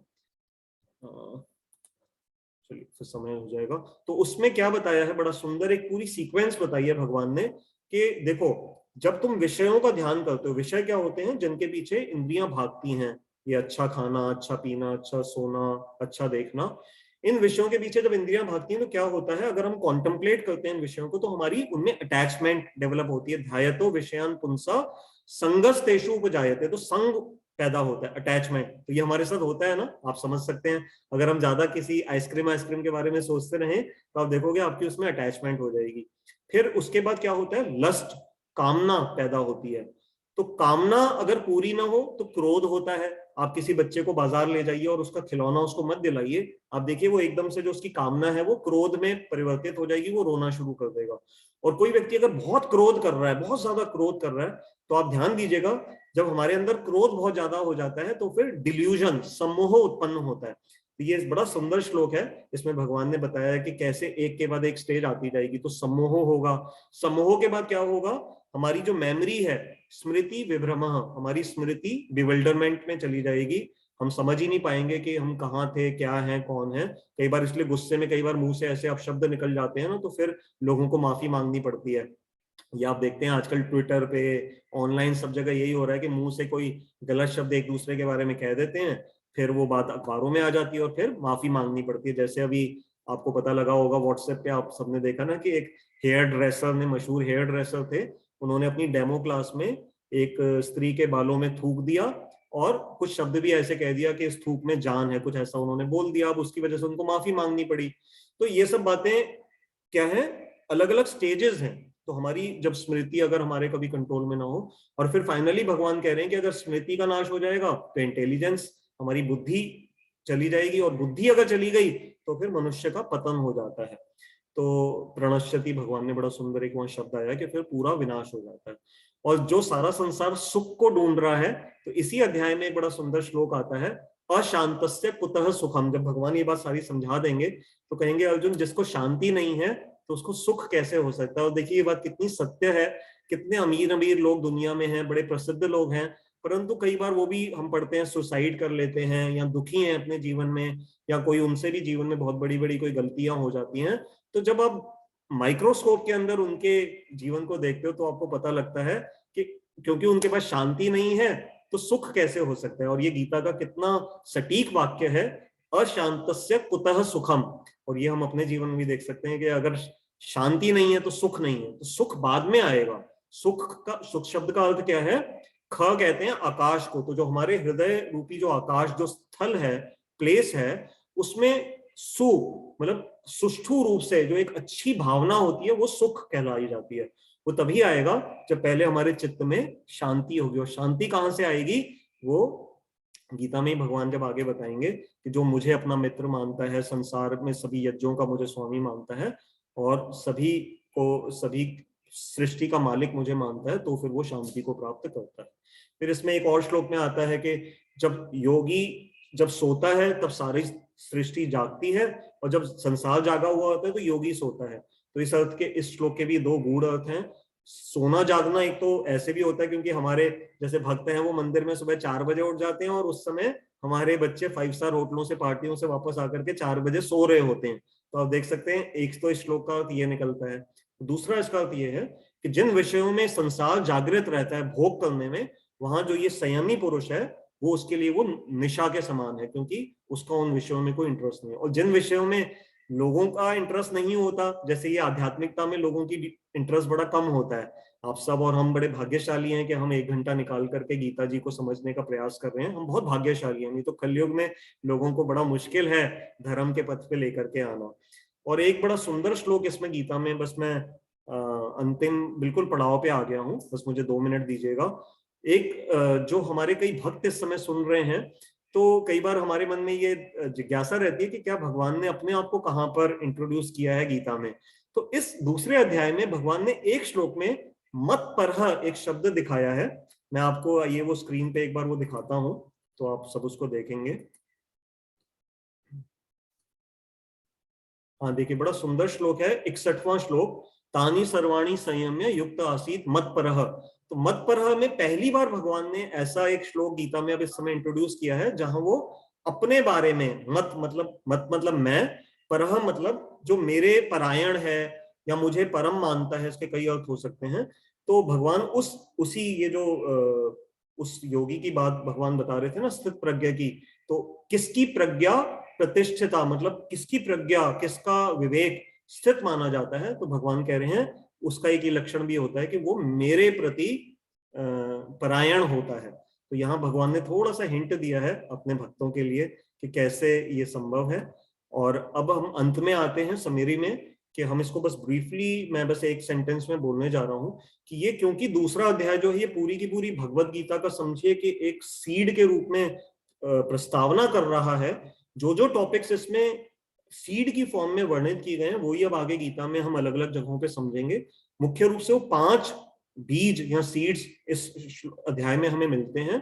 देही मतलब शरीर के अंदर रहने वाली आत्मा, स्वधर्म जो अर्जुन का प्रश्न था कि धर्म क्या है मेरा, समत्व सबके प्रति कैसे समता का भाव रखना है, बुद्धि योग कि कैसे उस समत्व के अंदर स्थापित होकर के देही जो है वो भगवान में अपनी बुद्धि को लगाएगा, और फिर अंतिम ब्राह्मणी स्थिति, जो इस दूसरे अध्याय का जो अंतिम श्लोक है गीता में भगवान ने बताया कि कैसे वो अगले लोगों को ऐसी अवस्था में स्थित होकर के ब्राह्मणी स्थिति, मतलब जो ब्रह्म की जो स्थिति है, कैसे कोई जीव उसकी ओर प्रगति करता है। और उसका संबंध क्या है, देखिए वो हिंट ऐसा है, उसको भगवान ने 8वें अध्याय के साथ जोड़ दिया, क्योंकि 8वें अध्याय में उसी स्थिति का वर्णन आएगा। तो गीता के इस तरह से अलग अलग श्लोक अलग अलग जगह पे हैं, परंतु उनके अंदर एक लिंक है जो हम इस तरह की स्टडी से समझ सकते हैं। और जो बिल्कुल अंतिम श्लोक था इस गीता का, उसमें उन्होंने हिंट कर दिया कि जो ब्राह्मणी स्थिति के द्वारा कैसे हम जो दिव्य स्थल हैं उनकी ओर हम अग्रसर हो सकते हैं। इतनी सब बातें सुनने के बाद अर्जुन हो गए फिर कंफ्यूज। अर्जुन को अभी तक लग रहा था कि भगवान ने थोड़ी देर पहले कर्म करने के लिए उत्साहित किया था कि अच्छा तू युद्ध करेगा और स्वर्ग जाएगा और ये सब। अब ये सारी बातें सुनने के बाद फिर से जब भगवान ने ये सारी ब्राह्मणी स्थिति, स्थित प्रज्ञा और ये बताया कि वो योगी तो, स्थित प्रज्ञा पुरुष तो सब समय अपनी इंद्रियों पे वश में करता है, अब अर्जुन के माइंड में फिर प्रश्न आ गया कि प्रभु एक तरफ से तो आप ये बता रहे हो और मुझे तो इधर लड़ाई लड़नी है, मुझे तो तीर चलाना है, मैं कैसे इस समय स्थित प्रज्ञा बनूं और ये सब क्या है। तो क्योंकि अर्जुन फिर से कंफ्यूज हो गए, अब उन्होंने अपना अगला जो प्रश्न, तीसरे अध्याय का जो पहला प्रश्न है कि प्रभु मुझे समझाइए कि ये जो कर्म का मार्ग है और ये जो ज्ञान का पथ है, इन दोनों में से क्या श्रेष्ठ है, मुझे इस विषय में उपदेश दीजिए। तो दूसरे अध्याय का जो जहां एंड किया है वहां से फिर तीसरे अध्याय का बीज मतलब समझिए आ गया, और तीसरे अध्याय में फिर अर्जुन के प्रश्न से अगला अध्याय कर्मयोग जो है वो आरंभ होगा। उसको फिर हम तभी देखेंगे अगले संडे। तो मैं अब अपने आप को यहाँ पर रोक रहा हूँ, माफी चाहता हूँ थोड़ा, क्योंकि ये बहुत बड़ा चैप्टर था और मुझे लग नहीं रहा था कि हम कैसे इसको 1 घंटे से कम समय में कर पाएंगे, परंतु प्रभु की कृपा से हम इसको जितना हो सका संभव हम कर सके। अब प्लेटफॉर्म आपके प्रश्नों के लिए ओपन है। जैसे अच्छा, प्रश्न कैसे पूछे जाते हैं जूम पे जो नए हो, तो जैसे आप देख रहे हैं आपकी कुछ हमारे कविता दीदी हैं, राघव प्रभु जी हैं, इन्होंने जैसे इनका हैंड रेज नजर आ रहा है, येलो हाथ, ठीक है। तो एक तो जूम में फीचर है, आप हैंड रेज कर सकते हैं, या फिर आप चैट बॉक्स में टाइप कर दीजिए, मैं चैट बॉक्स से भी पढ़ लूंगा और वहां से भी आपका प्रश्न ले लूंगा। और तीसरा तरीका क्या है, जिनको ये सब नहीं पता वो अपना वीडियो ऑन करके भी अगर स्क्रीन पे हाथ उठा लेंगे, हम वहां से भी ले लेंगे। मैं कविता दीदी और राघव प्रभु आपको 1 मिनट के लिए वेट करने के लिए कह रहा हूँ, क्योंकि हम विशाखा दीदी को 5 मिनट बस सुन लेते हैं। वो आज हमारी गेस्ट ऑफ ऑनर हैं, जिन्होंने बाद में ज्वाइन किया है। मैं उनको बताना चाहूंगा, विशाखा दीदी एक गृहिणी है, हाउसवाइफ हैं, और हमारे गुरुदेव की बड़ी सीनियर शिष्या हैं। उनके हस्बैंड बहुत सीनियर लेवल पे मतलब एक कंपनी में बहुत सीनियर लेवल पे डेजिग्नेटेड ऑफिसर हैं। उनके 2 बच्चे हैं, एक बेटा आर्किटेक्ट है और एक अभी लॉ कर रहा है। अपने पूरे परिवार का विशाखा दीदी बहुत ध्यान रखती हैं, और जितना भी समय मिलता है वो गीता का प्रचार और ये भक्ति का प्रचार करती हैं। तो हम पहले 5 मिनट के लिए बस अब विशाखा दीदी को सुनेंगे, और जिनके भी कोई प्रश्न है आप तब तक सोच लीजिए, मैं यही हूँ। जिनका समय पूरा हो रहा है वो विशाखा दीदी को सुनने के बाद, उनको सुनने से पहले मत जाइएगा, सुन लीजिए उन्हें, और उनसे हमें प्रेरणा मिलती है। और फिर उसके बाद कोई अगर किसी का समय हो रहा है तो वो जाना चाहें तो जा सकते हैं। तो मुझे 1 मिनट का समय दीजिएगा, मैं पहले जरा विशाखा दीदी को चैट उसमें देख लूं वो कहाँ पर हैं, और फिर हम उनको अनम्यूट कर लेते हैं।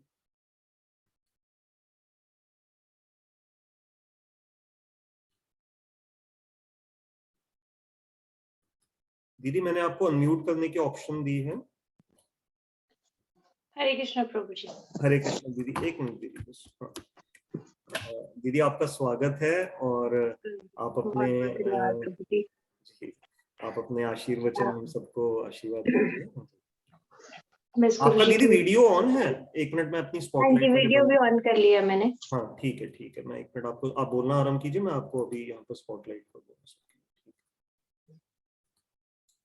ओम अज्ञानतिमिरन्धस्य ज्ञानाञ्जन शलाकया चक्षुरुन्मिलितं येन तस्मै श्री गुरुवे नमः। विष्णुपदाय रूपकृष्ण भूतले श्रीमती भक्तिवेदांत गोस्वामी नाम श्री रूप श्री सनातन भट्ट रघुनाथ श्री गोपाल भट्ट दास रघुनाथ श्री गुरुशंकर चरण वंदनीय के विघ्नाश विष्णु। सबसे पहले मैं अपने गुरुदेव के चरणों में अनंत कोटि दंडवत प्रणाम करती हूँ। फिर यहाँ पर उपस्थित मेरे गुरु भाई बहन सबको दंडवत प्रणाम, और आप सभी कथा पिपासुओं को भी मेरा दंडवत प्रणाम। हरे कृष्णा प्रभु जी। आप सबको जो भी यहाँ पे कथा सुन रहे हैं, आप सबको बहुत बहुत साधुवाद। आप सब भाग्यशाली हो जो ऐसे परम गुह्य ज्ञान को सुनने के लिए आप बैठे हो। और आप सबने जो है ना अपनी टेक्नोलॉजी का भी यूज किया है, क्योंकि फोन पे जूम मीट पे बैठ के आप लोग, आपने अपने फोन का भी यूज जो है ठाकुर जी की सेवा में कर दिया। जैसे भगवान ने कहा ना, सभी वस्तु भगवान की सेवा के लिए हैं। तो आप सबने बहुत ही अच्छा एक सुयोग बना आप सबका कि आपने अपना फोन, जो कि संसार के लोग आसक्त हो गए हैं आजकल ज्यादातर फोन पे और मिसयूज हो रहा है फोन का, वो उस फोन का भी आपने सदुपयोग किया है। तो आप सबके लिए हरि हरि बोल। और आप सब इसी तरह से इसको रेगुलर रखना। और सबसे पहले जैसे प्रभु जी ने बोला, श्रवण भक्ति, 9 तरह की भक्ति होती है, 9 विधि से हम भगवान की भक्ति कर सकते हैं। श्रवण, कीर्तन, स्मरण, वंदन, पाद सेवन इत्यादि। इसमें सबसे पहले भगवान ने बोला श्रवण। श्रवण सबसे पहले क्यों रखा? क्योंकि श्रवण से ही भक्ति शुरू होती है। यदि हमें किसी को जानना है तो उसको हमें सुनना पड़ेगा। भगवान को जानने का केवल और केवल हमारे पास एक ही उपाय है, शास्त्र। जैसे प्रभु जी ने बताया, शास्त्रों के द्वारा हम भगवान को जान सकते हैं, क्योंकि भगवान अचिंत्य हैं, हमारे चिंता से भी परे हैं। ऐसे अचिंत्य होते हुए भी हम भगवान को जान सकते हैं। कैसे जान सकते हैं? ऐसे शुद्ध वैष्णवों से हरि कथा सुनकर हम उनके बारे में जान सकते हैं।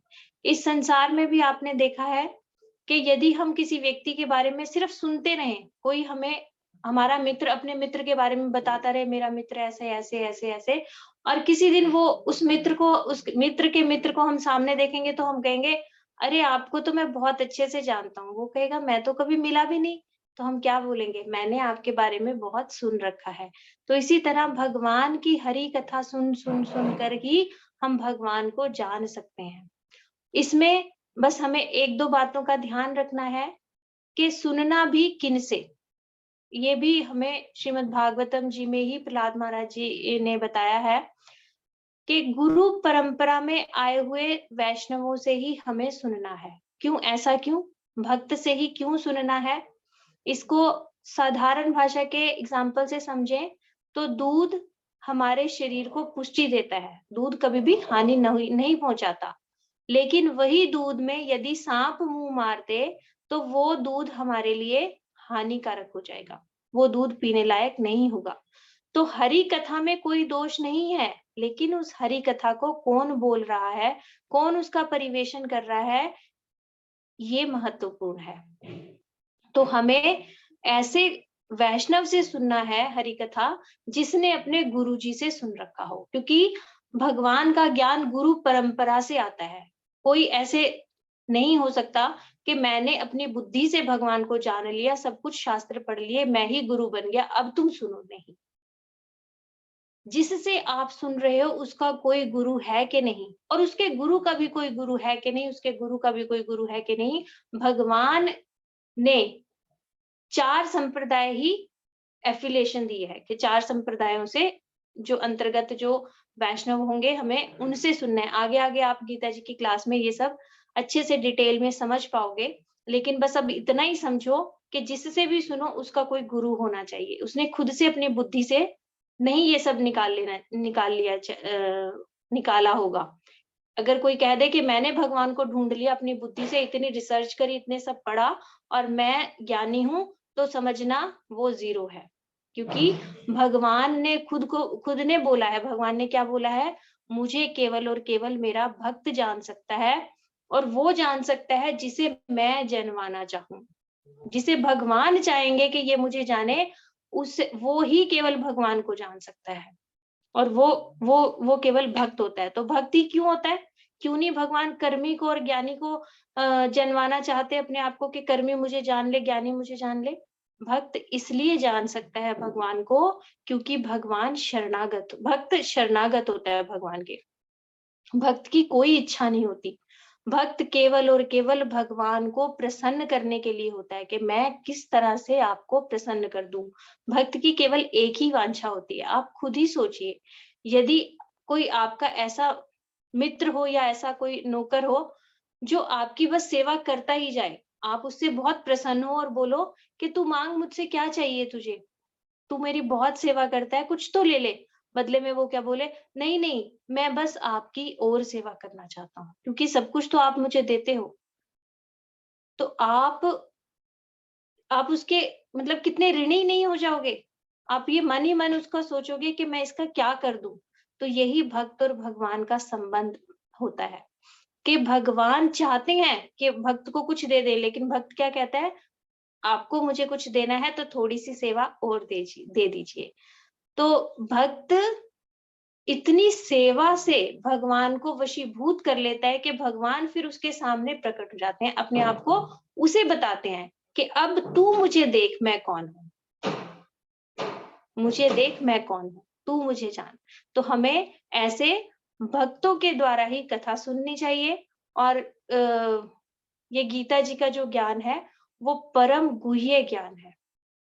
गीता जी में ही आगे 9th चैप्टर में आप देखोगे भगवान ने इसको राज विद्या बोला है। भगवान ने बोला है संसार विद्या क्या है, जो मुझे जिससे मुझे जान सको वो विद्या विद्या है।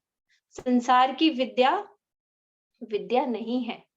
असली विद्या क्या है, भगवान को जानना। तो हम भगवान को कैसे जान सकते हैं, जब भगवान की कृपा हमारे ऊपर होगी। भगवान ने स्वयं अपने आप को जनवाने के लिए शास्त्र दिए हैं। गीता जी के द्वारा हम भगवान को जान सकते हैं। तो भगवान की ये बहुत व्यवस्था देख के मुझे कई बार भगवान से और शरणागति होती है भगवान के प्रति कि देखो भगवान कितने ईगर हैं हमें अपने बारे में बताने के लिए, अपने बारे में जनवाने के लिए। कि कोरोना टाइम आ गया, इस समय हम कहीं जा नहीं सकते, आ नहीं सकते, लेकिन भगवान ने कुछ ऐसी व्यवस्था कर दी कि हम घर बैठे भी ये टेक्नोलॉजी का यूज करके भगवान की हरि कथा की चर्चा कर सकते हैं। तो भगवान की अहेतु की कृपा है हम सबके ऊपर, जो हम अपने समय का सदुपयोग कर रहे हैं। आपको एक बार फिर से हरि हरि बोल, साधुवाद, जो आप इस तरह से ये परम गुह्य ज्ञान को जानने की आपके अंदर इच्छा आई है। ये इच्छा आनी भी बहुत बड़ी बात है। और ये इच्छा को आप अब पकड़ के रखिएगा, बीच में इसे छोड़िएगा नहीं, रेगुलर इसे अटेंड करिएगा। ये देखिए प्रभु जी ने भी बहुत कृपा करी कि एक चैप्टर ये मुझे लगता है कई महीनों में पूरा करते हैं, श्लोक का वाइज वर्ड टू वर्ड समझाते हैं। परंतु हम में से कुछ लोग इतने व्यस्त हैं कि वो इतना नहीं डिटेल समझ सकते, तो प्रभु जी ने फिर एक चैप्टर एक दिन में कवर कर दिया। तो ये सब भगवान की व्यवस्था है, भगवान पे अपने ऊपर कृपा समझना भगवान की, कि भगवान ने मुझे स्पेशल चुना है अपने आप को जनवाने के लिए। आप स्पेशल हो, आप ऑर्डिनरी नहीं हो, जो लोग यहाँ पे बैठे हैं। भगवान ने आपको चुना है। निताई गौर प्रेमानंद हरि हरि बोल। वांछा कल्पतरुभ्यश्च कृपा सिंधुभ्यो च पतितानां पावनेभ्यो वैष्णवेभ्यो नमः। हरि बोल प्रभु जी। दंडवत प्रणाम। बहुत बहुत धन्यवाद दीदी। हरे कृष्णा, दंडवत प्रणाम। आपने इतना अच्छा हमें समझाया, इसके लिए बहुत बहुत आभारी हैं हम सभी आपके। अब हम आ रहे हैं अपने प्रश्नोत्तर वाली सीक्वेंस पे। तो एक दो प्रश्न तो चैट बॉक्स में आए हैं, उनको भी हम ले लेंगे। पहले जिन्होंने हमारे श्रोताओं ने हाथ उठा रखा है, हम उसमें एक तो राघव जी हैं। राघव जी, मैं आपको एक मिनट रुकिए, एक और हमारी कविता दीदी ने भी उठाया हुआ था, मैं जरा उनको देख लूं। पहले उन्होंने उठाया था जी। कविता दीदी, मैंने आपको अनम्यूट किया है, पहले आप प्रश्न पूछ लीजिए, फिर हमारे राघव प्रभु जी पूछ लीजिए। धन्यवाद, प्रणाम प्रभु जी, और आपकी क्लास में उपस्थित सभी लोगों को मेरी हरे कृष्णा दंडवत। हम आपके बहुत बहुत आभारी हैं, आपने अपना समय निकाला है हमारे उद्धार के लिए। प्रभु जी, इस क्लास से रिलेटेड आप ये मत सोचिएगा, मैं बिल्कुल आपने जो फर्स्ट लाइन बताई थी, मैं चैलेंजिंग पॉइंट ऑफ व्यू से नहीं, मैं सिर्फ इंक्लूसिवनेस की वजह से ये पूछ रही हूँ। जैसे अभी आपने जब आपने 7 to 31 श्लोक में बताया था, तो आपने बताया कि भगवान ने कहा कि हमें हर अवस्था में सुख दुख में सम रहना चाहिए, और सहनशीलता के बारे में भी आपने बताया था कि हमें अपनी सहनशीलता को बढ़ाने का प्रयास करना चाहिए। वो अर्जुन को यही शिक्षा दे रहे थे। तो जब युद्ध स्थल की बात हुई, तब भगवान ने अर्जुन को युद्ध करने के लिए क्यों प्रेरणा दी? तब ये क्यों नहीं कहा कि जो द्रौपदी के साथ हुआ, या जो बचपन से अलग अलग त्रासना दी गई कौरवों के द्वारा पांडवों को, कुंती माता को बहुत सारी त्रासना दी गई, उनका छल कपट से राज्य छीन लिया गया, तो उस दुख में या उस सुख को सम मानकर उसको लेट लीव क्यों नहीं कर दिया गया? तो फिर ये मतलब युद्ध वाली बैटल वाली स्टेज क्यों आने दी? ये प्रश्न है मेरा। दीदी, थोड़ा ट्रिकी प्रश्न है, क्योंकि इसमें बहुत सारे करेक्टर्स इन्वॉल्व हैं और कई तरह के विचार हैं इसके अंदर। और जो आपने अगर ध्यान से एक बात सुनी हो, मैंने एक जगह पे कहा था आज की क्लास में कि ये जो पूरा का पूरा गीता का उपदेश है, ये हिरार्की अपने अंदर रखता है। मतलब there are different levels involve. कोई बात किस स्थिति के लिए कहीं पर अपील करेगी, कोई बात किसी स्थिति के लिए कहीं अपील करेगी। ठीक है, यही भगवत गीता है जिसको हम धीरे धीरे समझ रहे हैं। अब अगर आपके प्रश्न में हम चले जाएं कि समझिए जो पांडवों के ऊपर जो अत्याचार हुए, तो उनका क्या प्रतिरोध करना चाहिए था या नहीं करना चाहिए था, तो हमारे शास्त्र ही कहते हैं कि अगर पति के सामने समझिए पत्नी का इस तरह से कहीं पे उसके साथ हो रही है घटना, तो वहां प्रतिकार तो करना होगा। हमें जो तरीका बेस्ट है, पहले बोल करके रोकने का प्रयास करना होगा। कोई सामने वाला नहीं रुकता तो फिर अवश्य में फिर हमें, अगर वो अटैक कर रहा है, तो हमें भी अपने सेल्फ डिफेंस में जो भी उस समय उस समाज का न्याय है उसके अनुसार वो कार्य करना होगा। तो ये भी हमारी ड्यूटीज बताई गई हैं। और जो यहाँ पर जो सुख दुख में समान इत्यादि रहने वाली बात कही गई है, अब इसको समझिए। देखिए, सुख दुख में भगवान ने समान रहने के लिए कहा है, लेकिन ये नहीं कहा कि तुम कर्म नहीं करना। तो इसका अर्थ ये है कि हम संसार में जो हमारी ड्यूटी है, अगर किसी विरोधी से हमें लड़ना भी है, हम एक्सटर्नली जो भी उस समय एप्रोप्रिएट एक्शन है, चाहे वो बोल करके जवाब देना है या अपने को बचाने के लिए, अपने परिवार की रक्षा के लिए, अपनी बहू बेटी की रक्षा करने के लिए, पत्नी की रक्षा के लिए अगर कहीं हाथ भी उठाना पड़ता है तो वो हम लें। लेकिन अगर इस तरह की घटना जब समाप्त हो गई और घर आ गए और हम मान लीजिए उस पर मनन कर करके बहुत ज्यादा दुखी होते जा रहे हैं, तो फिर ऐसी अवस्थाओं के लिए भगवान कह रहे हैं कि इतना ज्यादा अपने आप को किसी भी चीज से प्रभावित मत होने दो। संसार में ड्युअलिटी सदा रहेगी, कुछ घटनाएं आपकी सुख वाली होंगी, कुछ दुख वाली होंगी। तो मन की स्थिति को तो सुख दुख के अनुसार समान रखो, और जो एक्शंस हैं वो जो उस समय तुम्हारा परिवेश है, जो जिस अवस्था में तुम हो उसके अनुसार जो अप्रोप्रिएट एक्शन है उसको लेना भी तुम्हारी ड्यूटी है। तो ये दोनों कार्य साइमल्टेनियसली हो सकते हैं, ये संभव है। जैसे एक पुलिस इंस्पेक्टर को सरकार हथियार देती है, लेकिन साथ साथ उनको पुलिस इंस्पेक्टर्स को ये भी ट्रेनिंग दी जाती है कि तुम इतने क्रोध में आकर के इतने आग बबूले और ऐसे वो भी मत हो जाना कि तुम जहां पर एक मान लीजिए भागते हुए चोर के पैर में अगर तुम गोली मार सकते थे और उसको रोक सकते थे, तो तुम अपना क्रोध इतना निकाल दो कि तुमने उसको सीधा ही शूट कर दिया और वो मर ही गया। तो जैसे आज हमारा लॉ भी कई तरह के हमें कंट्रोलिंग एक्शंस में बताता है कि किस स्थिति में क्या कर्म करना है, ऐसे ही हमें इन स्थितियों के अनुसार भी ये समझना चाहिए। मैं एक मिनट आपको फिर से अनम्यूट कर रहा हूँ, आप बताइए अगर थोड़ा क्लियर हुआ है, नहीं तो फिर हम इसको और ले सकते हैं डिटेल। जी प्रभु जी, ये बिल्कुल मुझे क्लियर है। मेरा प्रश्न था कि भगवान ने उस स्टेट पर अर्जुन को ये क्यों कहा सहनशीलता के लिए? ये जब गीता का ज्ञान हो रहा है इस स्टेज पे क्यों कहा? हाँ जी। हाँ, क्योंकि दीदी उसके मन की ही तो स्थिति खराब हो रही थी ना, वो ड्यूटी और इमोशंस दोनों को मिक्स कर रहा था।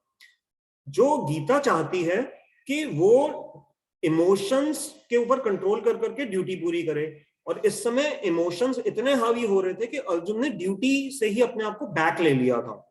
तो ये दोनों चीजें विरोधाभासी हो रही थी। तो इसलिए भगवान ने कहा कि तुझे अपने मन के द्वंद्वों के ऊपर वश करना होगा, तुझे मन में समान एक दृढ़ बनना होगा। जैसे वही ऑपरेशन का एग्जांपल आता है ना, कि जब एक व्यक्ति ऑपरेट कर रहा हो तो उसके हाथ कांपते हैं, लेकिन उसको फिर उस समय ये नहीं अपने दिमाग से बात निकालनी पड़ेगी कि मैं अपने बच्चे का ऑपरेशन कर रहा हूँ।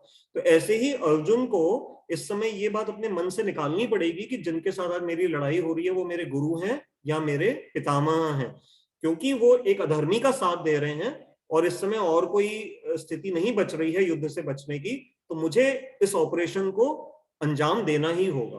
तो क्योंकि अर्जुन की के इमोशंस ओवर पावर कर रहे थे उसके एक्शंस को, इसलिए भगवान ने युद्ध के मैदान में भी उसको सुख और दुख में समान रहने की बात का उपदेश दिया। जी प्रभु जी, अब क्लियर हो गया, ठीक है, थैंक यू प्रभु जी।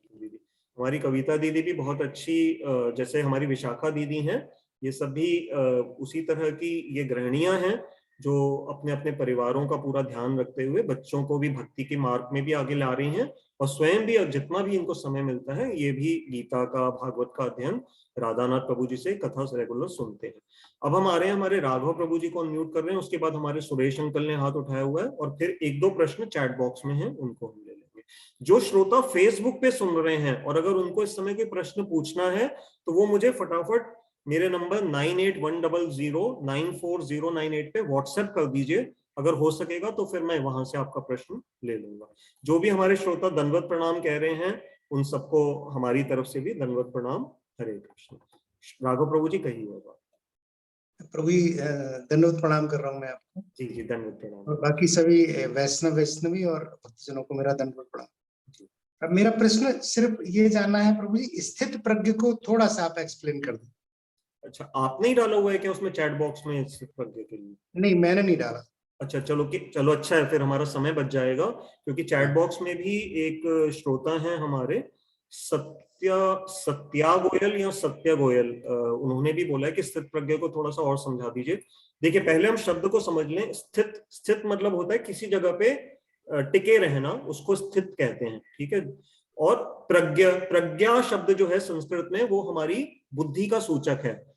तो बुद्धि तो भगवान ने सबको दी है, परंतु फिर स्थित जो एडजेक्टिव लगा है उसके आगे, उसका क्या अर्थ निकल रहा है? अब कोई कहे कि जी इसका लिटरल मीनिंग ले लो, तो जिसकी बुद्धि स्थित है, तो बुद्धि तो सबकी स्थित है। ये थोड़ी है कि इस समय मैं बोल रहा हूँ मेरी बुद्धि मेरे माइंड से निकल करके कहीं और चली गई है, फिजिकली तो वो वही है, तो स्थित तो वो भी है। तो इसलिए स्थित शब्द का अर्थ ये भी नहीं है कि वो फिजिकली एक जगह पे स्टेबल है। इसका अर्थ ये है कि स्था धातु से है ना, तो उसमें वो जिस तरह की विचारधारा में वो जो भगवान ने पूरे लक्षण इन श्लोकों में बताए हैं, तो मैं आप लोगों से निवेदन करूंगा, क्योंकि इस क्लास में हम बहुत डिटेल में तो नहीं जा सकते, तो ये जो मैंने श्लोकों की श्रृंखला बताई थी गीता के जो दूसरे अध्याय के जो अंतिम श्लोक हैं, इनको आप पढ़ते जाएंगे ना, तो भगवान ने स्थित प्रज्ञ के सारे लक्षण बताए हैं। तो स्थित प्रज्ञ का क्या है कि वो जैसे क्या है, उसका अपनी इंद्रियों पे वश है। तो इंद्रियों पे वश होने का क्या अर्थ है कि कई ऐसे हम योगी देखते हैं कुंभ के मेले में जो धूनी जमा करके अग्नि के समक्ष बैठे हैं, ऐसे लगता है इंद्रियों पे तो उन्होंने भी बहुत वश कर रखा है, परंतु गीता के अनुसार ये हो भी सकता है और नहीं भी हो सकता। गीता महत्व देती है मन की स्थिति को। अगर कोई धूनी लगा करके बैठा हुआ है और वो दुनिया को ये दिखा रहा है कि मैं तो संसार के किसी भी विषय में मेरा मन नहीं जाता, परंतु मन ही मन वो ये सोच रहा है कि अभी मेरे दक्षिणा के पात्र में एक सेठ जी ने ना अभी अभी यहाँ पर 2000 का एक नोट डाला है, लेकिन एक आदमी दूर से देख रहा है कि ये ना हो कि वो 2000 का नोट उठा करके वो आदमी ले जाए। तो मान लीजिए उस योगी के मन में तो चिंता तो ये चल रही है कि मेरा 2000 का नोट कोई उठा करके ना ले जाए, और बाहर दुनिया में लग रहा है कि उसने ध्यान लगाया हुआ है भगवान में। तो ये स्थित प्रज्ञा नहीं है। स्थित प्रज्ञा मतलब आप संसार में कार्य करते हुए कोई भी व्यक्ति हो सकते हैं। आप अर्जुन जैसे क्षत्रिय हो सकते हैं, युधिष्ठिर महाराज जैसे राजा हो सकते हैं, द्रौपदी जैसी महारानी हो सकती हैं, कुंती जैसी महारानी हो सकते हैं, आप सुदामा जैसे भक्त हो सकते हैं। ये सभी भगवान के भक्त थे जो अपने अपने घरों में रह रहे थे, परंतु ये सभी स्थित प्रज्ञ थे। मतलब इनका जो चित्त है वो भगवान की सेवा में लगा हुआ था, इंद्रियों पे कंट्रोल था और वो इंद्रियों के गुलाम नहीं थे। तो इन शॉर्ट इसका ये अर्थ है। लेकिन ये जो पूरा प्रोसेस मैंने बताया था कि कैसे कामनाओं का जो पूरा प्रोसेस है कंट्रोल करने का, उसमें भगवान ने कछुए का उदाहरण भी दिया है, और मत परह शब्द जो भी हमने लिया, ये सब स्थित प्रज्ञ के बारे में बहुत सुंदर सुंदर बातें कही गई हैं। यहाँ पर बहुत डिटेल में जाना संभव नहीं है। आप ये श्लोक एक बार स्वयं अपने घर की किसी भी जो भी आपके पास गीता की एडिशन है उसमें रेफर कर लीजिएगा, आपको समझ में आ जाए। जी प्रभु जी, धन्यवाद राघव जी। इसके बाद हमारे सुरेश अरोड़ा अंकल जी, हमारे मैं इनके बारे में बताना चाहूंगा। ये हमेशा हमें आशीर्वाद देते हैं।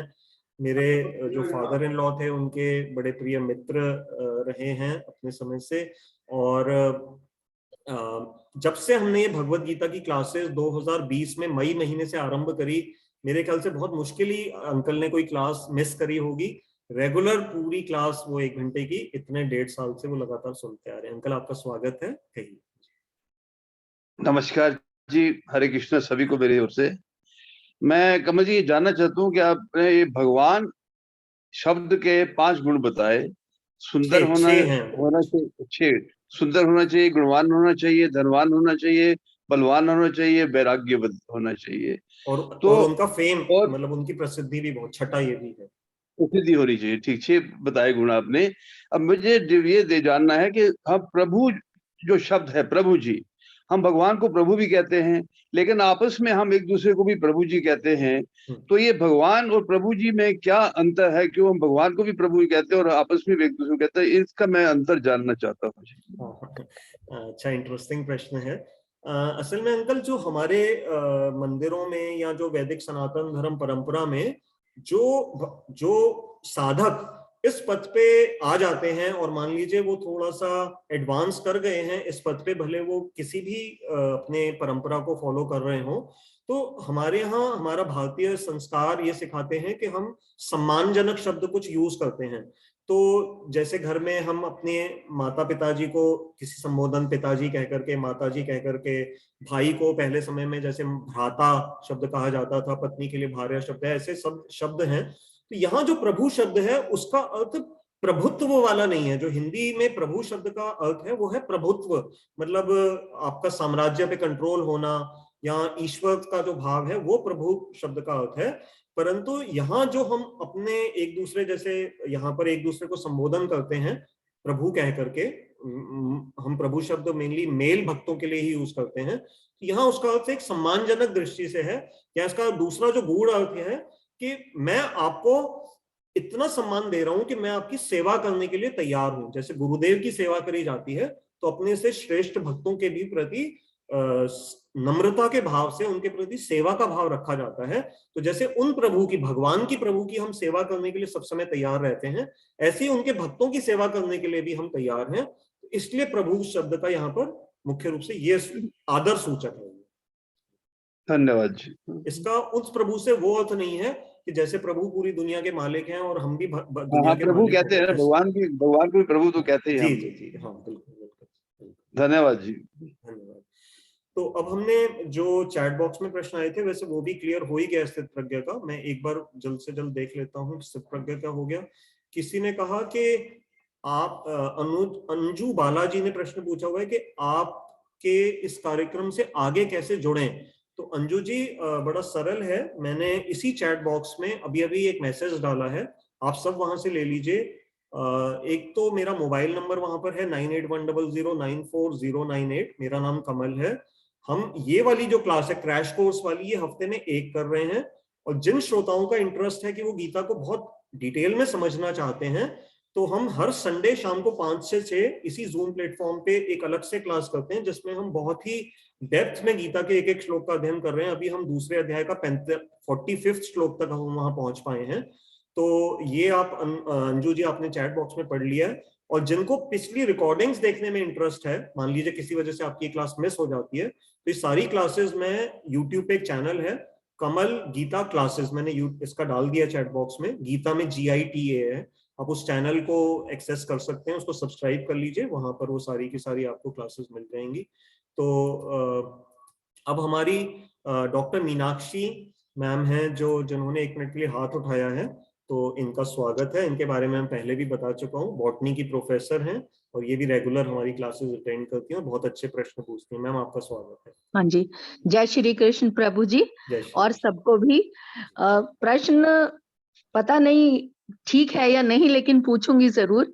जैसे आपने स्थित प्रज्ञ कहते वक्त, उसको एक्सप्लेन करते वक्त कुंती जी का एग्जाम्पल दिया, तो उससे एक प्रश्न उठता है कि क्या इंसान अपनी आयु की अवधि में कभी भी स्थित प्रज्ञ हो सकता है, या वो शुरू से वैसा होता है? क्योंकि उनका कुछ कौमार्य अवस्था में उन्होंने जो गलती की या कर्ण के लिए वो हमेशा दुखी रही, तो फिर वो स्थित प्रज्ञ कैसे हुई? ये मन में प्रश्न आया है, ठीक है या गलत ये नहीं मालूम। बहुत इंटरेस्टिंग और अच्छा इंटेलिजेंट प्रश्न है, और अच्छा है कि आपने पूछा, इससे कईयों के विचार मन में जो भ्रांति है वो दूर हो जाएगी। एक तो आपने आरंभ किया प्रश्न कि किसी भी अवस्था में, किसी भी एज में, हाँ स्थित प्रज्ञ मैम किसी एज के ऊपर डिपेंडेंट नहीं है, जो क्योंकि हमारे यहाँ उदाहरण है प्रहलाद महाराज जी का, जो भगवान के बहुत ही अच्छे भक्त थे, लेकिन बहुत ही छोटी अवस्था में ही भगवान की भक्ति में, बल्कि हिरण्यकशिपु ने उनको इतना अत्याचार भी किए, तो भी वो, क्योंकि उनको माँ के गर्भ में ही नारद जी की शिक्षाएं मिल गई थी, और पिछले जन्मों से ये जो संस्कार आ रहे होते हैं, जैसे जड़ भरत की कथा है, तो उसमें भी हमें पता लगता है कि कैसे ये जो स्थित प्रज्ञा जो है, ये आयु के अनुसार निर्धारित नहीं है, ये हमारी पिछले जन्मों की प्रगति के अनुसार हमारे साथ कैरी फॉरवर्ड होकर के आती है। अब आते हैं आपके कुंती जी के बारे में प्रश्न के ऊपर, कि कुंती जी ने, आपका जो इशारा है कि एक तो उन्होंने जो देवताओं का आह्वान, उस समय जो उनको मंत्र मिले थे, तो उससे उनको जो कर्ण की प्राप्ति हुई, और फिर कर्ण को बहा दिया उन्होंने जल में, और फिर उसके बाद भी कर्ण से जब वो मिली तो उनको काफी ग्लानि भी हुई इस विषय पे। मैम इसको हमें ध्यान से एक बात समझनी पड़ेगी कि जब हम महाभारत की कथा में ऐसे अलग अलग कैरेक्टर्स का चरित्र देख रहे होते हैं, तो आप ध्यान रखेंगे कि it is like a movie also, ये इतिहास भी है, परंतु भगवान की तरह से ऑर्केस्ट्रेट किया हुआ एक ड्रामा भी है, जिसमें उनके जो बड़े अपने, उनके जो पार्षद हैं, उनके परिकर हैं, उनके एसोसिएट्स हैं, जो उनके अपने अपने धामों से आए हैं, वो यहाँ पर एक अलग अलग रोल प्ले कर रहे हैं। जैसे युधिष्ठिर महाराज का जुआ से कोई संबंध नहीं है, युधिष्ठिर महाराज तो धर्म के पुत्र माने जाते हैं, परंतु वो अपने चरित्र से ये एक शिक्षा दे रहे हैं संसार को कि अगर कोई युधिष्ठिर जैसा धर्मवान भी हो, अगर वो भी जुआ खेलेगा, तो उसका परिणाम ये होगा कि उसको अपना परिवार इत्यादि तक भी उसका सारा चला जाएगा, धन संपदा तो जाएगी जाएगी। तो ये जो करेक्टर्स हैं, ये अपने करेक्टर के अंदर रह करके हमें कुछ शिक्षाएं देते हैं। तो कुंती जी के अंदर अगर आपको कुछ कमी अपेरेंटली नजर आती है, तो ये वैसा ही है जैसे गंगा जी में ऊपर कभी हमें कोई फोम नजर आ जाए, या कोई जैसे बुलबुले नजर आ रहे हो, और हमें लगे कि नहीं गंगा जी का पानी अपवित्र है, परंतु गंगा जी सदा पवित्र है। तो वैसे ही जो भक्त हैं, जो भगवान के एसोसिएट्स हैं, वो एक्टिंग उनको कई कई जगह पे ऐसी करनी पड़ती है। जैसे इस समय अर्जुन एक्टिंग कर रहे हैं, अर्जुन को कोई मोह नहीं है, परंतु अर्जुन हम सब पर कृपा करने के लिए ऐसी परिस्थिति बना दी गई है कि अर्जुन कुछ प्रश्न पूछ रहे हैं, और उन प्रश्नों के माध्यम से आज 5000 साल बाद हमारा घरों में बैठ बैठ करके भी उद्धार हो रहा है। तो आई होप। अति उत्तम प्रभु जी। नहीं नहीं, बिल्कुल बहुत अच्छा आपने समझाया, धन्यवाद। ठीक, तो अब हम अपनी क्लास को यहाँ पर विराम देंगे, क्योंकि और तो कोई प्रश्न नहीं है। चैट बॉक्स में मैंने इन्फॉर्मेशन डाल ही दी है, आप वहां से उसको ले लीजिएगा। अगली बार जो क्लास होगी उस, अच्छा रमा दीदी ने हाथ उठाया है, रमा जी आइए आपको अनम्यूट करते हैं जी, आप भी रेगुलर हमारी श्रोता हैं जी, अपने आप को अनम्यूट कर लीजिए। हरे कृष्ण प्रभु जी, दंडवत प्रणाम। जी हरे कृष्ण जी। प्रभु जी, जो स्थित प्रज्ञ है इसको हम ऐसे समझ सकते हैं कि हम किसी भी स्थान पर रहकर, किसी भी आश्रम में रहकर, और हम भजन के लिए स्थिर है, वहां से इधर उधर नहीं डगमगा रहे, तो इसी को स्थिर प्रज्ञा बोलेंगे ना? जी जी बिल्कुल रमा दीदी, बिल्कुल आपने ठीक समराइज किया है। इसका ना आयु से कोई इसका लेना देना है और ना अपनी किसी बाहरी अवस्था में इसका लेना देना है। आप, मैंने जो एग्जाम्पल दिए वो सब पांडव घरों में रहते थे, वो वहां भी स्थित प्रज्ञ थे, और कई ऐसे ऋषि मुनि हैं जो घर छोड़ कर करके मान लो जंगलों में रह रहे हैं, परंतु वो उनके चरित्र में अगर वो भावना उस तरह की नहीं है, यहाँ भी वो इतने दृढ़ नहीं हुए हैं। जैसे सौभरी ऋषि की जो कथा आती है कि जल में उन्होंने मत्स्य क्रीड़ा देख करके, मछलियों को काम क्रीड़ा में रत देख करके उनका चित्त थोड़ा सा वो हो गया, डाइवर्ट हो गया, और फिर वो बाहर आ गए। तो कोई जल में भी समाधि में है परंतु वहां भी उसका चित्त नहीं लग रहा, और कोई घर में रहकर भी चित्त लगा सकते हैं। तो ये अलग अलग स्थितियों के अनुसार है, परंतु सभी आश्रमों में, किसी भी आश्रम में हम स्थित प्रज्ञ हो सकते हैं। ऑफ कोर्स जिन्होंने घर छोड़ा है वो बहुत ही सम्माननीय है हमारे, जैसे षड गोस्वामी है, मीराबाई जी ने घर छोड़ दिया, चैतन्य महाप्रभु जी ने संन्यास लिया, तो ये बहुत उच्च स्थिति की बातें हैं, परंतु उन्होंने ये सिखाया है कि जहां पर हो वहीं पर ही आप स्थित प्रज्ञ हो सकते हो। ठीक है दीदी? जी जी प्रभु जी, धन्यवाद प्रभु जी। तो बस अब मैं आपको अंतिम बात ये बता रहा था कि जो भी अब अगली क्लास होगी हम कोशिश करेंगे, मोस्ट प्रॉब्ली वो थर्सडे को होगी। आज तो हमने कल लोहड़ी, हाँ लोहड़ी से याद आया, आप सबको कल लोहड़ी पर्व की शुभकामनाएं। कल एकादशी का व्रत भी है, जो आप में से एकादशी व्रत का पालन करते हैं बहुत अच्छी बात है, जो नहीं करते तो एकादशी को समझने का प्रयास करें कि क्यों उस व्रत की क्या महत्ता है, और अगर आपको समझ आता है उस, तो आप भी एकादशी का पालन करें।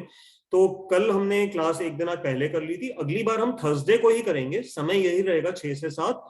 और अगली बार मेरा प्रयास है ह्यूस्टन यूएसए से हमारे डॉक्टर विकास बुद्धे राजा विष्णुदास प्रभु जी, जिनकी वजह से मैं भक्ति में आया था, तो वो आईआईटी दिल्ली के गोल्ड मेडलिस्ट और वहां से फिर डॉक्टरेट होल्डर हैं। मैंने आज उनसे निवेदन किया था अगली बार वो हमारे साथ एज गेस्ट ऑफ ऑनर, मतलब क्लास तो मैं ही लूंगा लेकिन तीसरा अध्याय हम पूरा कर लेंगे। तो जैसे आज विशाखा दीदी आज हमारी गेस्ट ऑफ ऑनर थी, अगले थर्सडे को कोशिश करेंगे कि विष्णु प्रभु हमारे साथ गेस्ट ऑफ ऑनर बनेंगे। तो आप सबका बहुत बहुत धन्यवाद। मेरे से बोलने में कोई मिस्टेक हुई हो तो आप कृपा करके उसको क्षमा कीजिएगा। और मैंने, जिनके पास ये लिंक डायरेक्ट नहीं पहुंचता है, मैंने अपना मोबाइल नंबर 2 बार बोला है, आप उसमें मेरे साथ व्हाट्सएप पे जुड़ जाइए और मैं फिर आपको लिंक डायरेक्ट भेज दिया करूंगा। और उन सब श्रोताओं का भी बहुत विशेष धन्यवाद। आज मुझे बहुत सारे लोगों ने सुबह से मैसेज भेजे कि प्रभु जी हमने इस लिंक को अपने दोस्तों के साथ अपने ग्रुप्स में शेयर किया है। मैं उनको बहुत धन्यवाद देना चाह रहा हूं कि आपने इस गीता के प्रचार के बहुत महत्वपूर्ण कार्य में आपने अपना सहयोग दिया है। भगवान अवश्य में प्रसन्न होंगे। आप सबका विशेष रूप से धन्यवाद। तो हम अगले बार फिर आपस में सब मिलेंगे। आइए सब मिलके एक बार हरे कृष्ण महामंत्र का उच्चारण कर लें। हरे कृष्ण कृष्ण कृष्ण हरे हरे, हरे राम राम राम हरे हरे। तो आप सबका पुनः धन्यवाद। हरे कृष्ण। अब मैं क्लास को यहाँ पर विराम दे रहा हूँ। इसकी रिकॉर्डिंग यूट्यूब पे आ जाएगी और आपको मिल